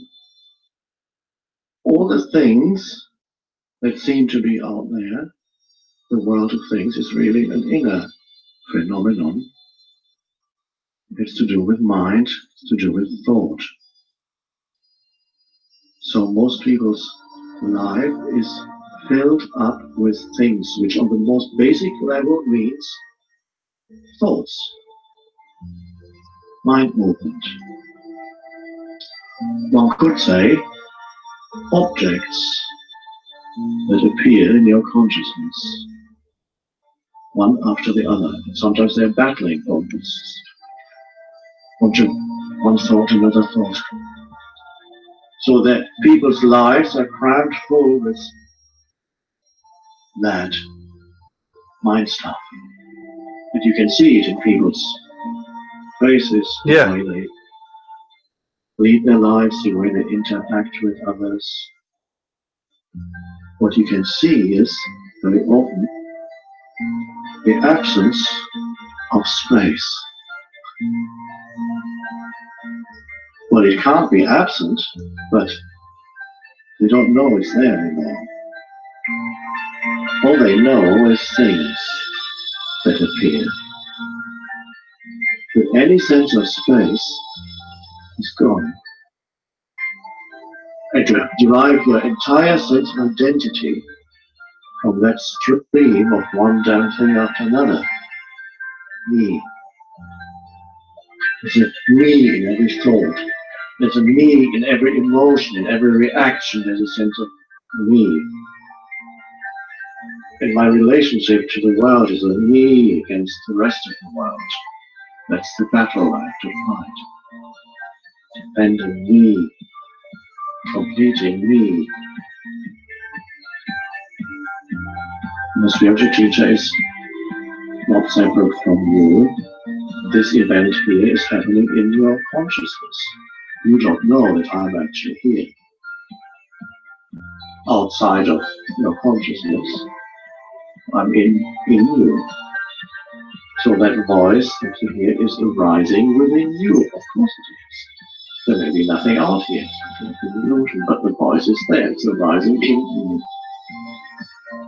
And so it's pointing to the possibility of living in a different way, a life that is not a burden, and to continuous seeking, continuous conflict, the possibility of being aware of inner space, in which, yes, in which the world of things still happens, in which, yes, thought still happens, and yet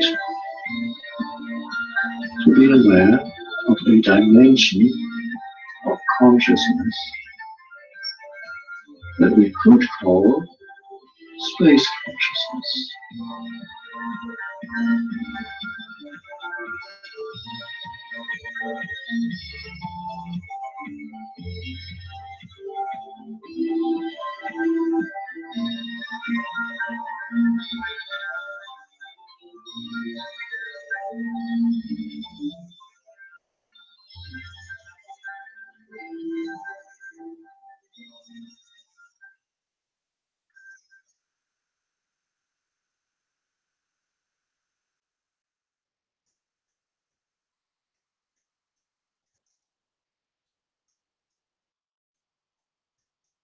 If you live in the San Diego area and you are tired of settling with your career, with your income, and with your freedom, then turn up your speakers.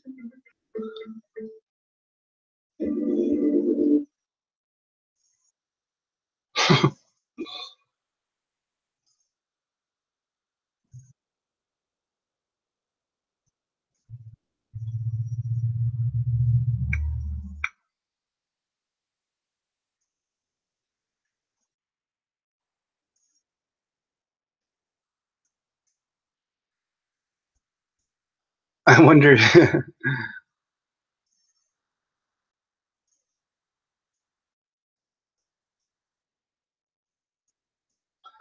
Oh, where have where have the good old trolls gone? The ones with real arguments that made me research to see if they were lying. Their game has gotten so stale. They need better adversaries. We need better adversaries.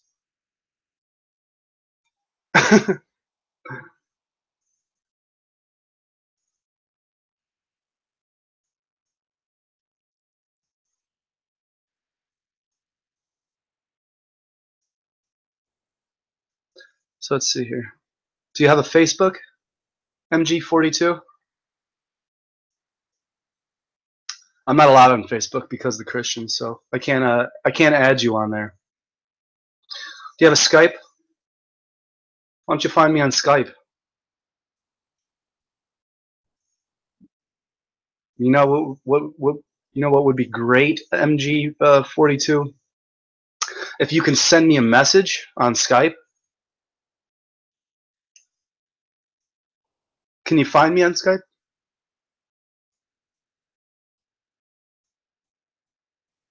Is that possible for you?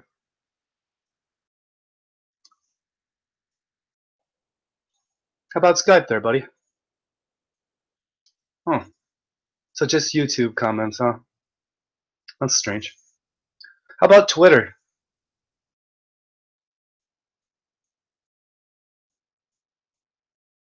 How about Instagram?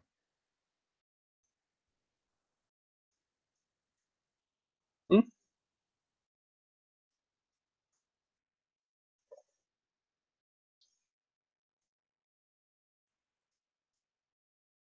No?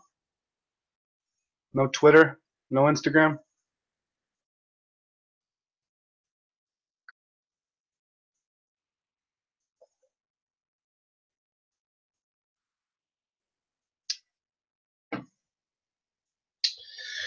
Well, I'm aiming for heaven.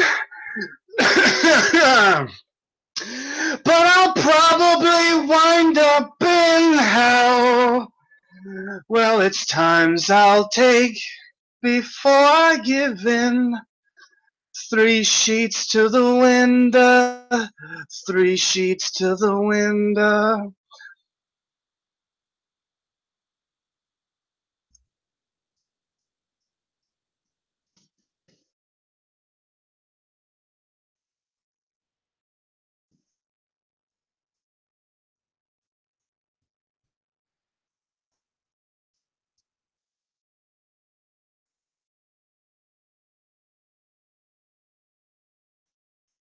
I love that song.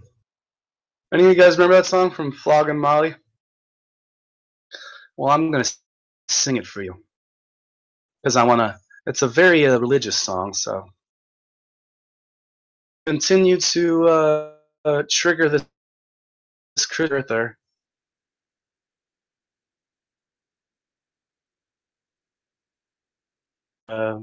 And plus, he's helping me practice my daily game, not disagree and to not argue and to not be angry. Really help me out. Practice, but probably wind up down. Oh, and a guilt-ridden head. But it's time I'll take before I begin.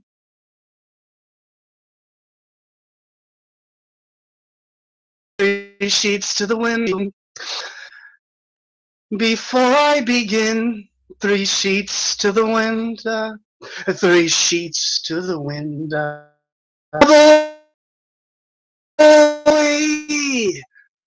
Though heavy,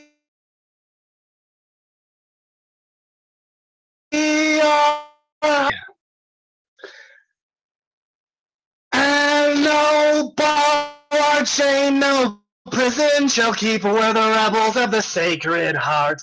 I said no bar or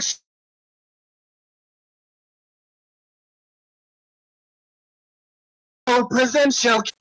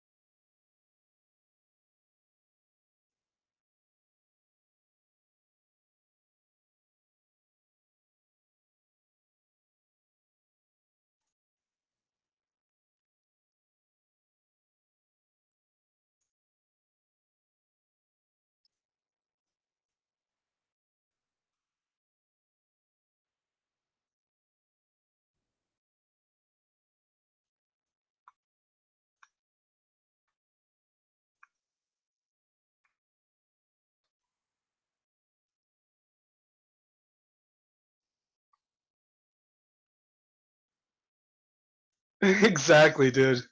Musicians for Truth. Like, I'm on Twitter. I have my real name on Facebook, which is why I'm banned from it for calling out the Christians, the Christian fake earthers. My name and face are on Instagram. My name and face are on Twitter. My name and face are on YouTube. My name and face are on Facebook. My name and face is on Instagram. My name and face is on everything that I do and put out there. You, on the other hand, You don't have a name or a face. But you want to come on my hangout because I made you angry. Because you're a fake Christian. Fake earther.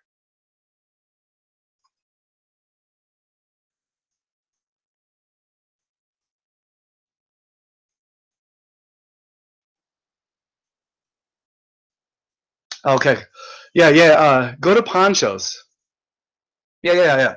MG 42 Pillbox, Trollbox, Fake Earther, Fake Christian. Go to Ponchos and tell them I sent him there. Tell him I sent you there.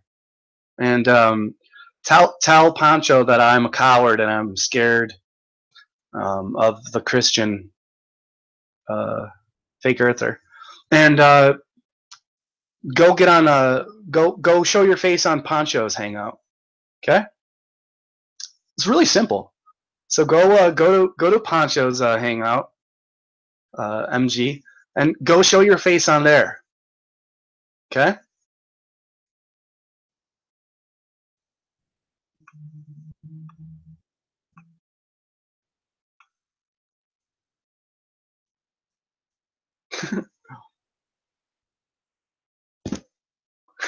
Why can't you just go live and we can come visit your live hangout? It would be that easy. Good times for all, says to him. Well, unfortunately, he's not entertaining enough. Good times for all. He's not an entertaining enough person to attract 20 people to just watch him just for shits and giggles. He's unfortunately a delusional person who just spouts nonsense. Oh, dude, good for you, bro. You did a video a few years back. Dude, good for you, MG42 Drillbox. He says, guys, MG42 Pillbox says he did a video a few years back. He did a video 3 years ago, guys.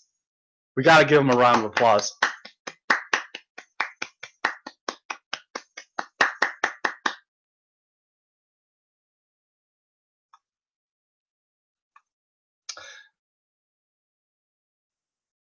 Dude, you're insane. MG42 Pill. I'm not the one attacking Christians and you're hiding from them. You people can't put your money where your mouth is. That's why you live on the internet, attack from the safety of your shacks. I'm not in a shack, I'm in a condo. Let's see here.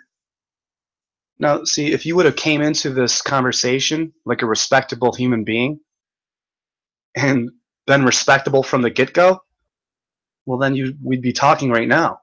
Unfortunately, people have lost touch with this thing called respect and respectability, taking responsibility for their own actions. So if you come into the conversation calling me a cunt or a coward, you're already lost. It's already over. You're not going to get your way. No matter what you think, you'll or say, there's nothing you can do to get your way with me. The only way to get your way with me is to apologize to me and to the chat room. So if you apologize to me in a whole paragraph, and then you apologize to everyone in the chat room for your rude Christian behavior, well, then I'll reconsider you joining my hangout. But until you apologize to me for your rude presumptions and your rude behavior, well, then you never have a chance to join. So until you apologize to me and to my chat room, bye-bye. If you can't do that, go to Poncho's and tell him I sent him there. And tell him that I'm a scaredy cat and I won't bring you on the panel. But he'll know the truth, and everyone else will, that you didn't apologize to me and to my chat room, and you came in here with your cuntish, snobby attitude, your delusional Christian vibe. That's what they bring. That's what I'm, like the title of my hangout is "Call Out the Christian Fake Earthers and Watch Their Demons Spill Out." Everyone's been watching your demons spill out and laughing at you. Actually, they've been more annoyed with you than laughing at you. But, good for you for trying. Here, let me dust my hands.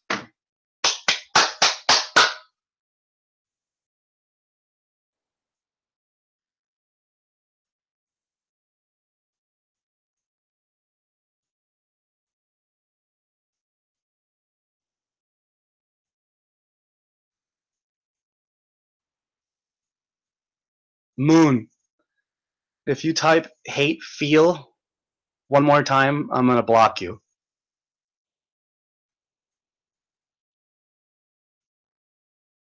Use English. You're delusional and confusing enough. Use English. Otherwise, you're blocked.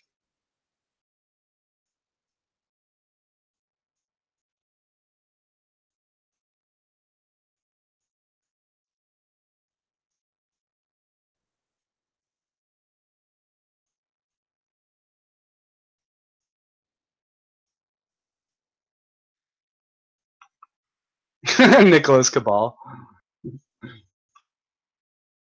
Totally destroying him.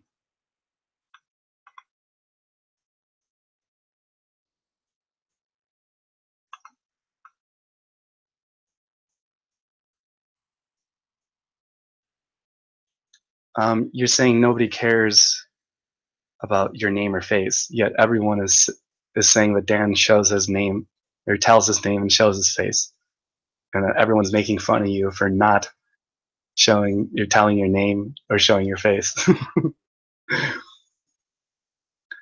Nicholas Cabal says, "Don't live in the internet, but sure can critique people on it."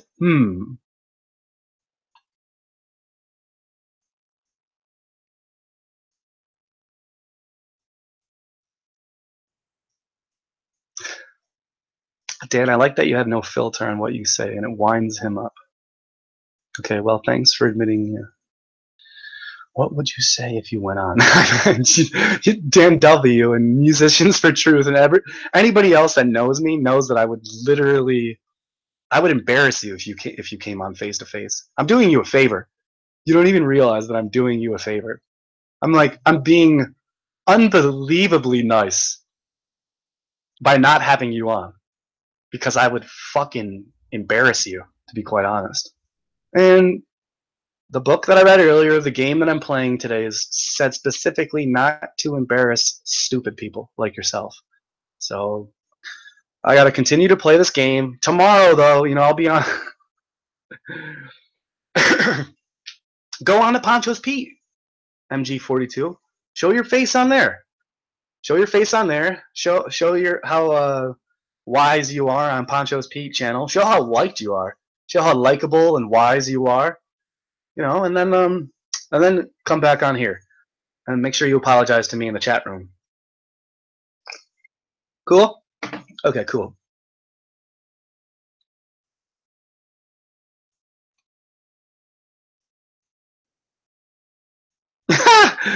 Nicholas says, Pillbox, what are you doing? Dan's using his voice. You're the keyboard warrior here, buddy. Yowchi, yow yow. Nicholas Cabal just took his pants, pulled them down, and then took a giant steamy dump on your chest there, MG42.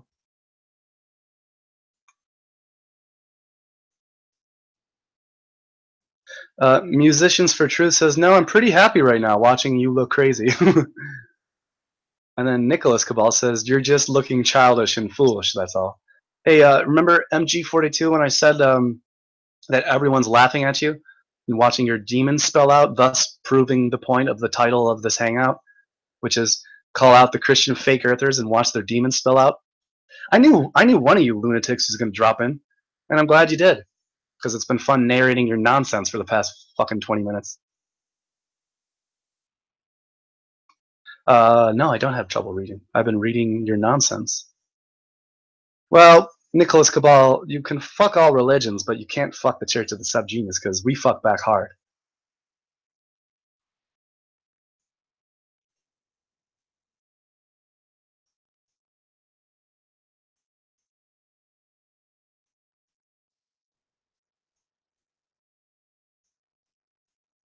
Yeah, exactly.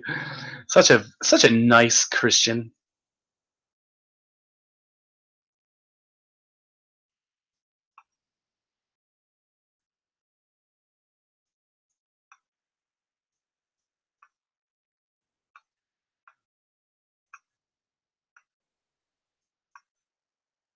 Yeah, you can do all your little spellings on your Facebook. Not in my chat room. Okay? Enjoy Facebook.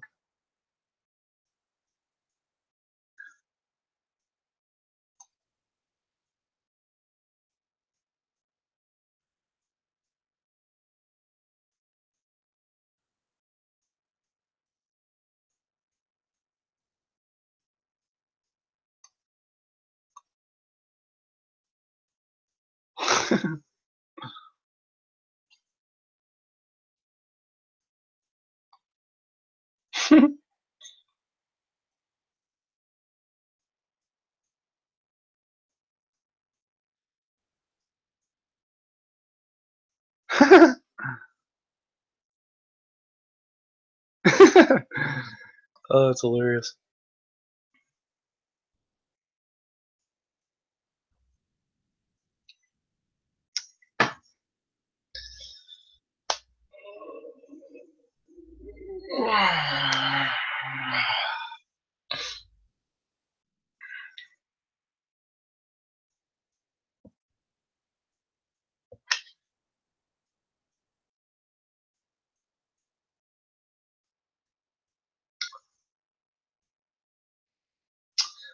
I, a stranger and afraid, in a world I never made. I, a stranger and afraid, in a world I never made.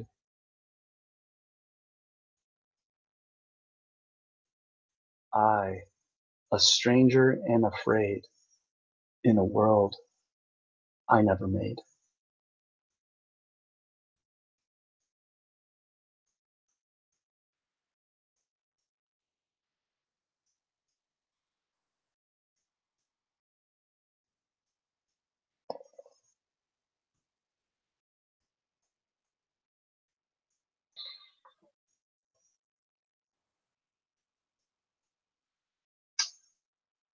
When I speak of the real universe being created by self-hypnosis, I do not intend anything else but psychological literalness. In the hypnotized state, the existential reality around us is edited out and we go away to a kind of real universe created by the hypnotist. The reason that is usually easy to induce hypnosis in humans is that we have a kind of consciousness that drifts away into such real universes rather than deal with existential muddle and doubt. Everybody tends to drift away in that fashion.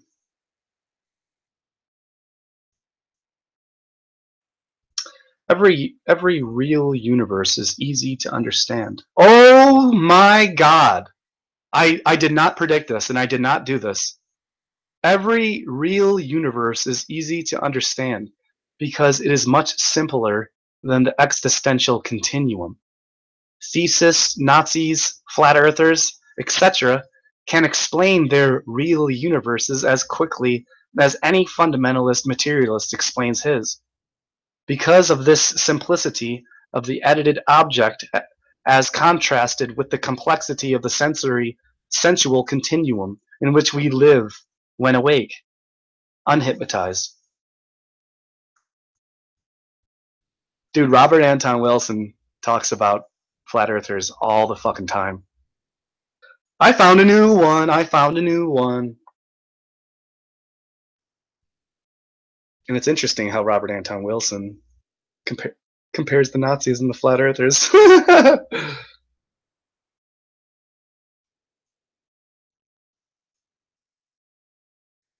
Wow. This book has taken me over a year to finish.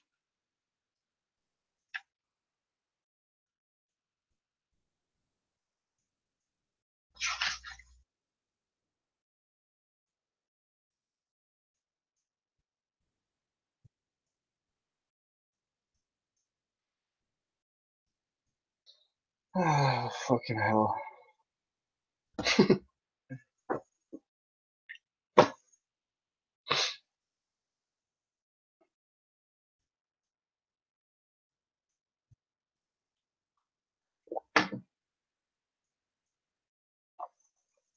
The New Inquisition.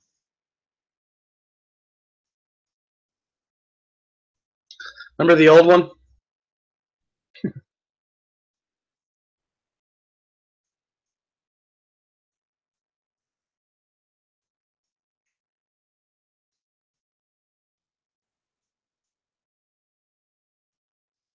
What are you guys in the mood for? I'm taking questions now. If you live in the Sandy, What are you guys in the mood for, man?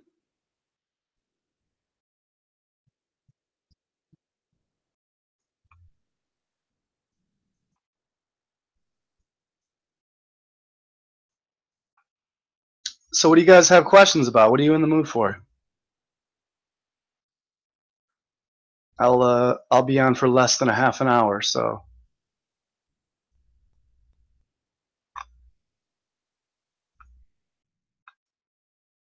Hey, what's up, Felix?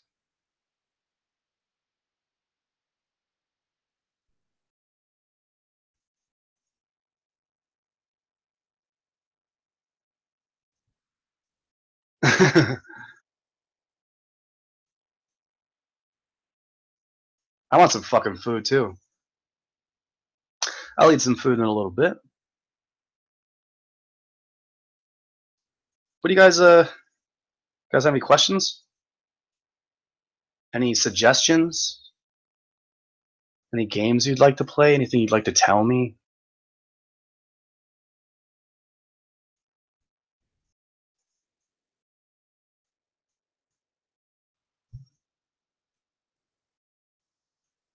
I do have food, Felix.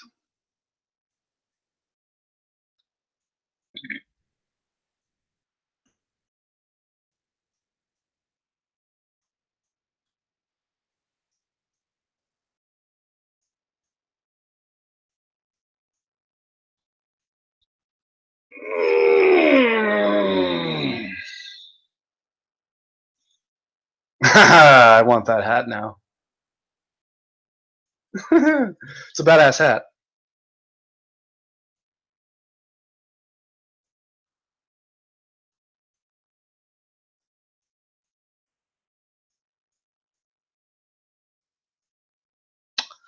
My hobbies? Well, I've been an info junkie, obsessed with alternative research and increasing my intelligence. So a hobby would be alternative research into all topics, from history to cosmology and archaeology, conspiracy, physiology, and biology. I studied religions for a long time. Hobbies are collecting books. I go to a lot of book sales and estate sales, and I buy a lot of rare books online and at different libraries.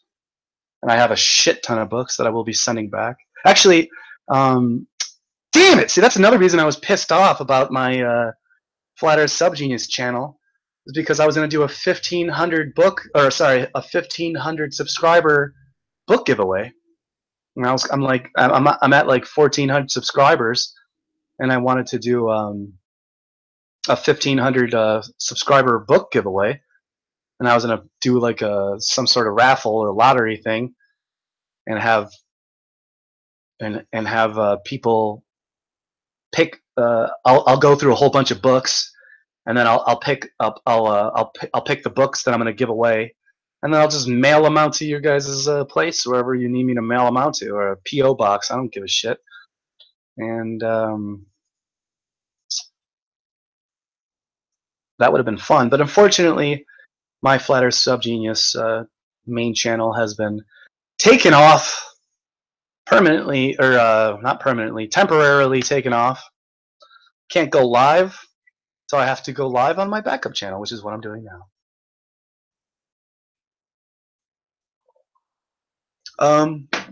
Another hobby of mine is playing basketball, Nicholas. That's the way I can get my stamina and endurance, get physical, get in shape, but I'm definitely not in good shape. I mean, I'm in decent shape, but God no. I've gotten out of shape over this past year. Do you think the Flatty Awards were fair? Best flat Earth YouTubers left out, in my opinion. Yeah, I know. Seriously, Madam Medusa. You don't even speak about Santos Bonacci or Brothers or Big Dread. You know, You've Been Exposed, or there's so many other flat earthers that weren't talked about. Let's see here. That's cool. How long till you get Flat Earth Subgenius back? I have no idea, Felix. Hey, I got a question. Which 3 flat earthers would you A, marry, have sex with, or avoid? Good grief, Dan. Come on, man. The conference was a joke to me. Marry? Who would I marry? I marry myself. I'm going to be Dennis Rodman. I'm going to marry Flat Earth Subgenius. I'll marry myself.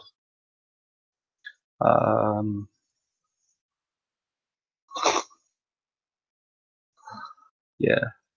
I need a connection, Dan W. I need a connection. There needs to be a spiritual, emotional, mental, intellectual, physical. You know, I like all these connections. If it's not there, it's not going to happen. Oh, you like fishing? That's pretty cool. I like fishing. I haven't fished in probably like 3 years, 4 years.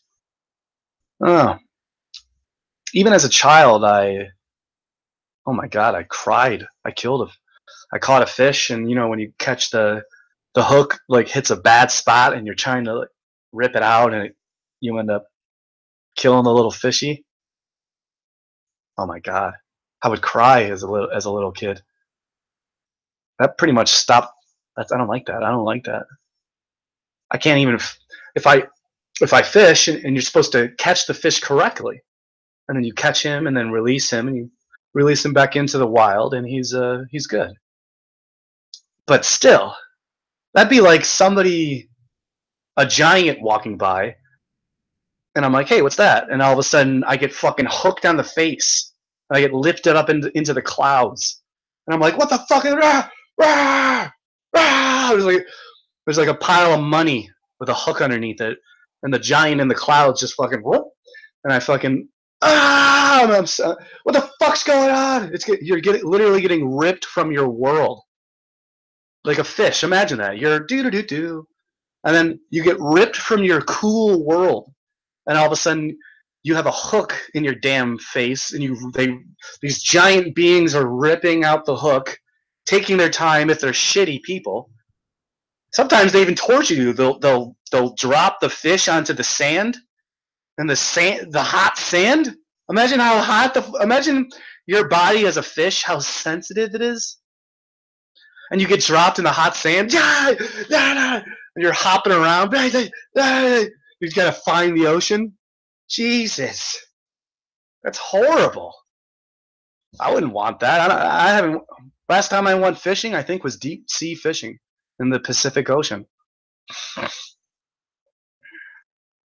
I was using squid, like fucking 1 foot squid as bait. I was trying to catch fucking big fish, sharks or tunas. I don't fucking care what it was. I only ended up catching one. What was it? It was like 2 or 3 hours. There was like a little schoolgirl catching like giant fish behind me. I'm like, what the fuck? This little girl's catching giant fish. I'm putting on the squid on the hook, throwing it into the fucking Pacific Ocean as fast as I can. And there's giant birds, like giant pelicans would fly, and then they dive into the Pacific Ocean, and they're trying to fucking eat the bait off the hook. I almost caught a fucking pelican. Caught a bird. People catch birds. Oh, that's gotta suck. Yeesh. Catching a giant bird? Yeek. What a nightmare that would be.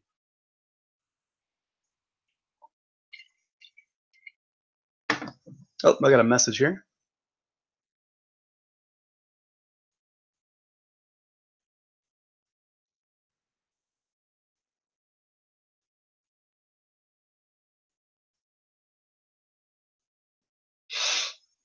Got a message from my friend.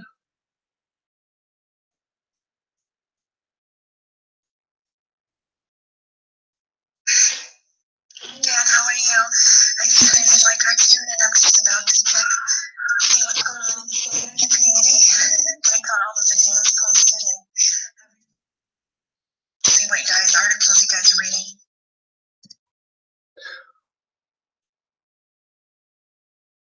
So she draws cartoons. That's fucking awesome.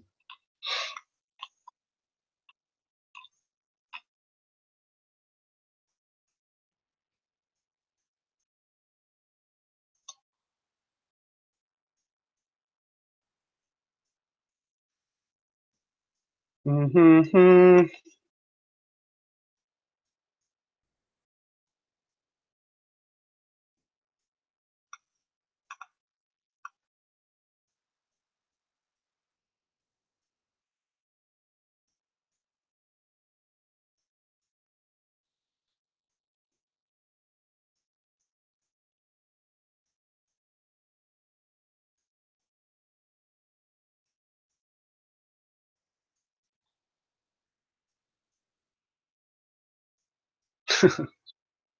Dude, I'm totally 30 miles out into Lake Michigan. That's cool.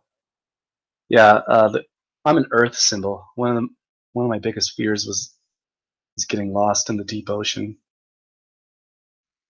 getting eaten by a shark or something.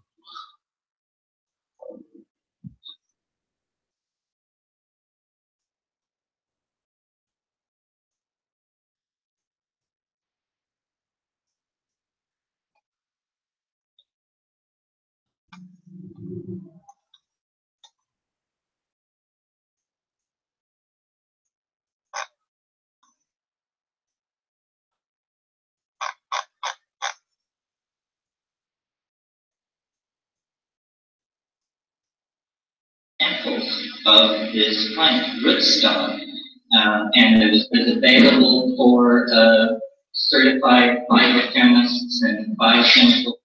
Who was supposed to, when I was young, I used to, I wanted the DMT flash to last longer, so I used to smoke it at the height of LSD trips. And one Christmas vacation, this rooming house that I managed in Berkeley everybody had gone home for Christmas, I thought. And so I decided I would take some LSD and smoke DMT. And so I took the LSD and I smoked the DMT. It was just nuts. I mean, it's nuts enough. But this was like turbocharged nuts. It went on and on and on. And finally, there was a woman who I rented a room to upstairs named Rosemary, who was supposed to be in Minnesota. She was an actress and very projective and did everything with great flair. And she apparently came back early from Christmas vacation. So she hit the front steps running of this house and used her key to let herself into the front door and came right around to my door and started beating on my door.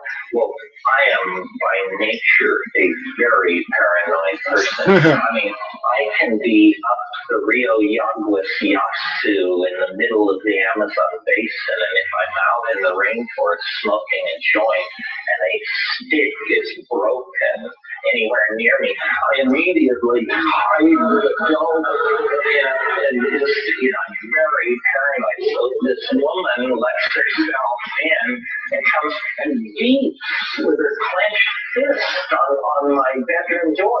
Well, I like underwent a coronary thrombosis or something, and I was in the elf space, and they were screeching and chattering and showing me all this stuff. And when she did it, I flew off of it. I jumped like 2 feet in the air, and So what's up? Does anybody have any other questions, or should I just close this and get out of here? You gonna join in, Maria?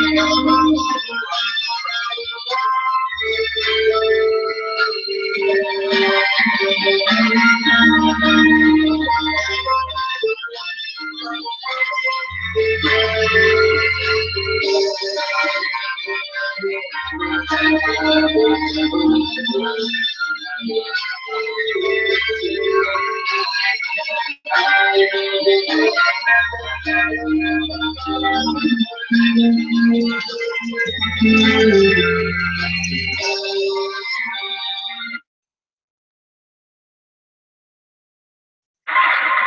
in the bullshit department, a businessman can't hold a candle to a clergyman.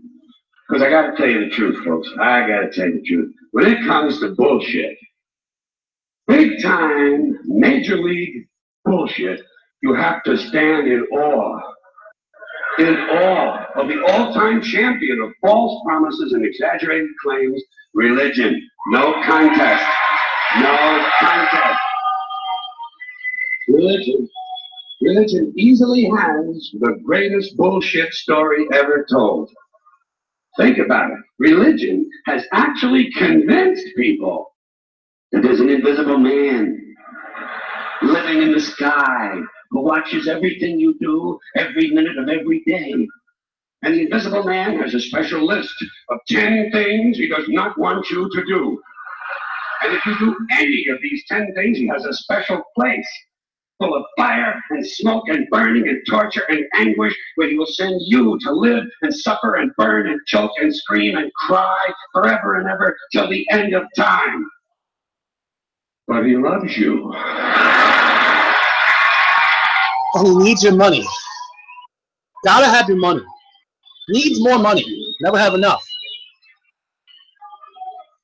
He loves you and he needs money. He always needs money. All powerful, omniscient. All perfect, all knowing, and all wise. Somehow, just can't handle money. Religion takes in billions of dollars. They pay no taxes, and they always need a little more. Now, you talk about a good bullshit story. Holy shit.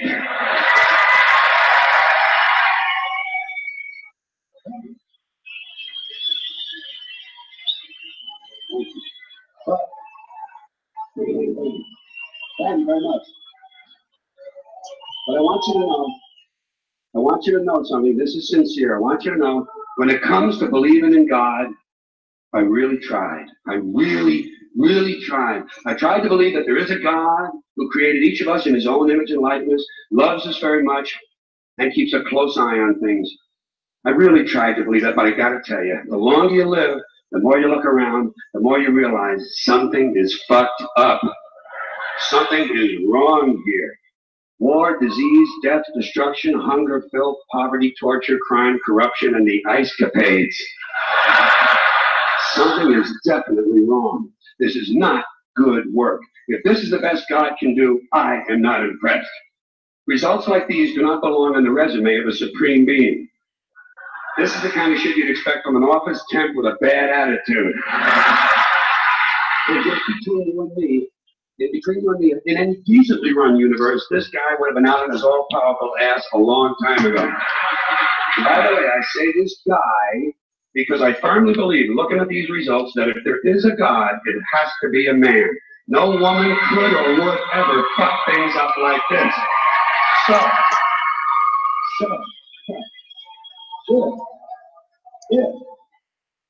If there is a God, if there is, I think most reasonable people might agree that he's at least incompetent and maybe, just maybe, doesn't give a shit.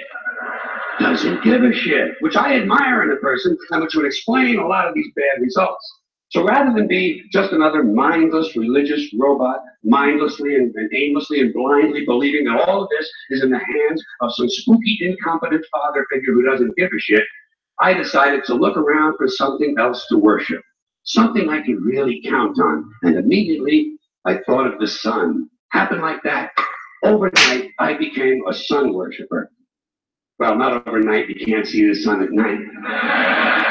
First thing the next morning. See, even George Carlin admits it himself. He said he's a sun worshiper. So the sun's there, gives him warmth, feeds the earth, creates food, gives, life. And so even St. George admits to being a heliocentrist sun worshiper. Religious robot, mindlessly and aimlessly and blindly believing that all of this is in the hands of some spooky, incompetent father figure who doesn't give a shit, I decided to look around for something else to worship, something I could really count on. And immediately I thought of the sun. Happened like that. Overnight, I became a sun worshiper. Well, not overnight, you can't see the sun at night. First thing the next morning, I became a sun worshiper. Several reasons. First of all, I can see the sun, okay? Unlike some other gods I could mention, I can actually see the sun. I'm big on that. If I can see something, I don't know, kind of helps the credibility along, you know? Every day I can see the sun as it gives me everything I need: heat, light, food, flowers in the park, reflections on the lake, an occasional skin cancer. But hey, at least there are no crucifixions, and we're not setting people on fire simply because they don't agree with us. Sun worship is fairly simple. There's no mystery, no miracles, no pageantry. No one asks for money. There are no songs to learn. And we don't have a special building where we all gather once a week to compare clothing. And the best thing about the sun, it never tells me I'm unworthy. It doesn't tell me I'm a bad person who needs to be saved. Hasn't said an unkind word. Treats me fine. So I worship the sun. But I don't pray to the sun. Know why? I wouldn't presume on our friendship. It's not polite. I've often thought people treat God rather rudely, don't you? Asking, trillions and trillions of prayers every day, asking and pleading and begging for favors. Do this, give me that, I need a new car, I want a better job. And most of this praying takes place on Sunday, his day off. Not nice. And it's no way to treat a friend. But people do pray, and they pray for a lot of different things. Your sister needs an operation on her crotch. Your brother was arrested for defecating in a mall. But most of all, you'd really like to fuck that hot little redhead down at the convenience store. The one with the eye patch and the club foot. Huh? Can you pray for that? I think you'd have to. And I say, fine, pray for anything you want. Pray for anything. But what about the divine plan? Remember that? The divine plan. Long time ago, God made a divine plan. Gave it a lot of thought, decided it was a good plan, put it into practice. And for billions and billions of years, the divine plan has been doing just fine. Now you come along and pray for something. Well, suppose the thing you want isn't in God's divine plan. What do you want him to do? Change his plan? Just for you? Doesn't it seem a little arrogant? It's a divine plan. What's the use of being God if every rundown schmuck with a $2 prayer book can come along and fuck up your plan? And here's something else, another problem you might have. Suppose your prayers aren't answered. What do you say? Well, it's God's will. Thy will be done. Fine. But if it's God's will and he's going to do what he wants to anyway, why the fuck bother praying in the first place? Seems like a big waste of time to me. Couldn't you just skip the praying part and go right to his will? It's all very confusing. So to get around a lot of this, I decided to worship the sun. But as I said, I don't pray to the sun. You know who I pray to? Joe Pesci. Joe Pesci. Joe Pesci. 2 reasons. First of all, I think he's a good actor, okay? To me, that counts. Second, he looks like a guy who can get things done. Joe Pesci doesn't fuck around.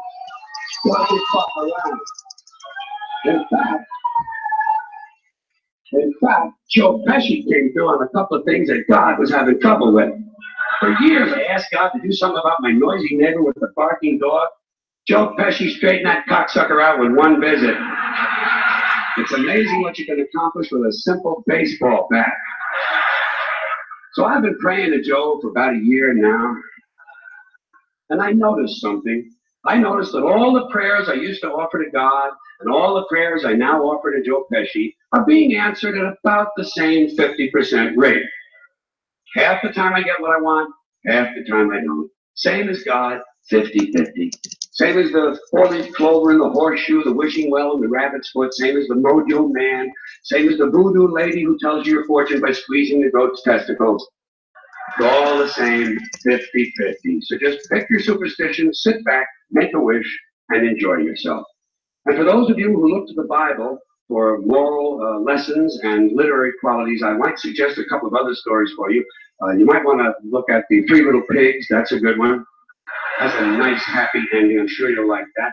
Then there's Little Red Riding Hood, although it does have that X-rated part where the big bad wolf actually eats the grandmother, which I didn't care for, by the way. And finally, I've often always drawn a great deal of moral comfort from Humpty Dumpty. The part I like the best, all the king's horses and all the king's men couldn't put Humpty Dumpty back together again. That's because there is no Humpty Dumpty and there is no God. None, not one, no God, never was. In fact, I'm gonna put it this way. If there is a God, may he strike this audience dead. See, nothing happened. Nothing happened. Everybody's okay. All right? Tell you what. I'll raise the stakes. A little bit. If there is a God, may he strike me dead.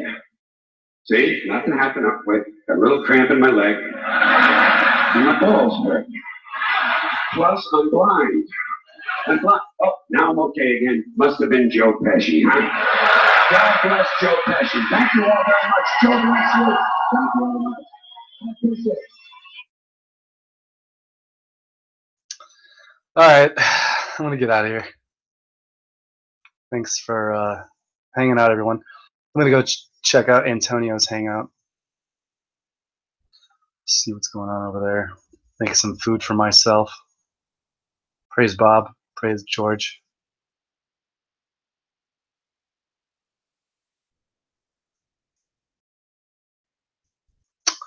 Appreciate hanging out there. Let's get to 23 likes. 21 or 22 likes. 23 is a good number. 23 likes before I go? No? Okay. Well, I'm going to get out of here then.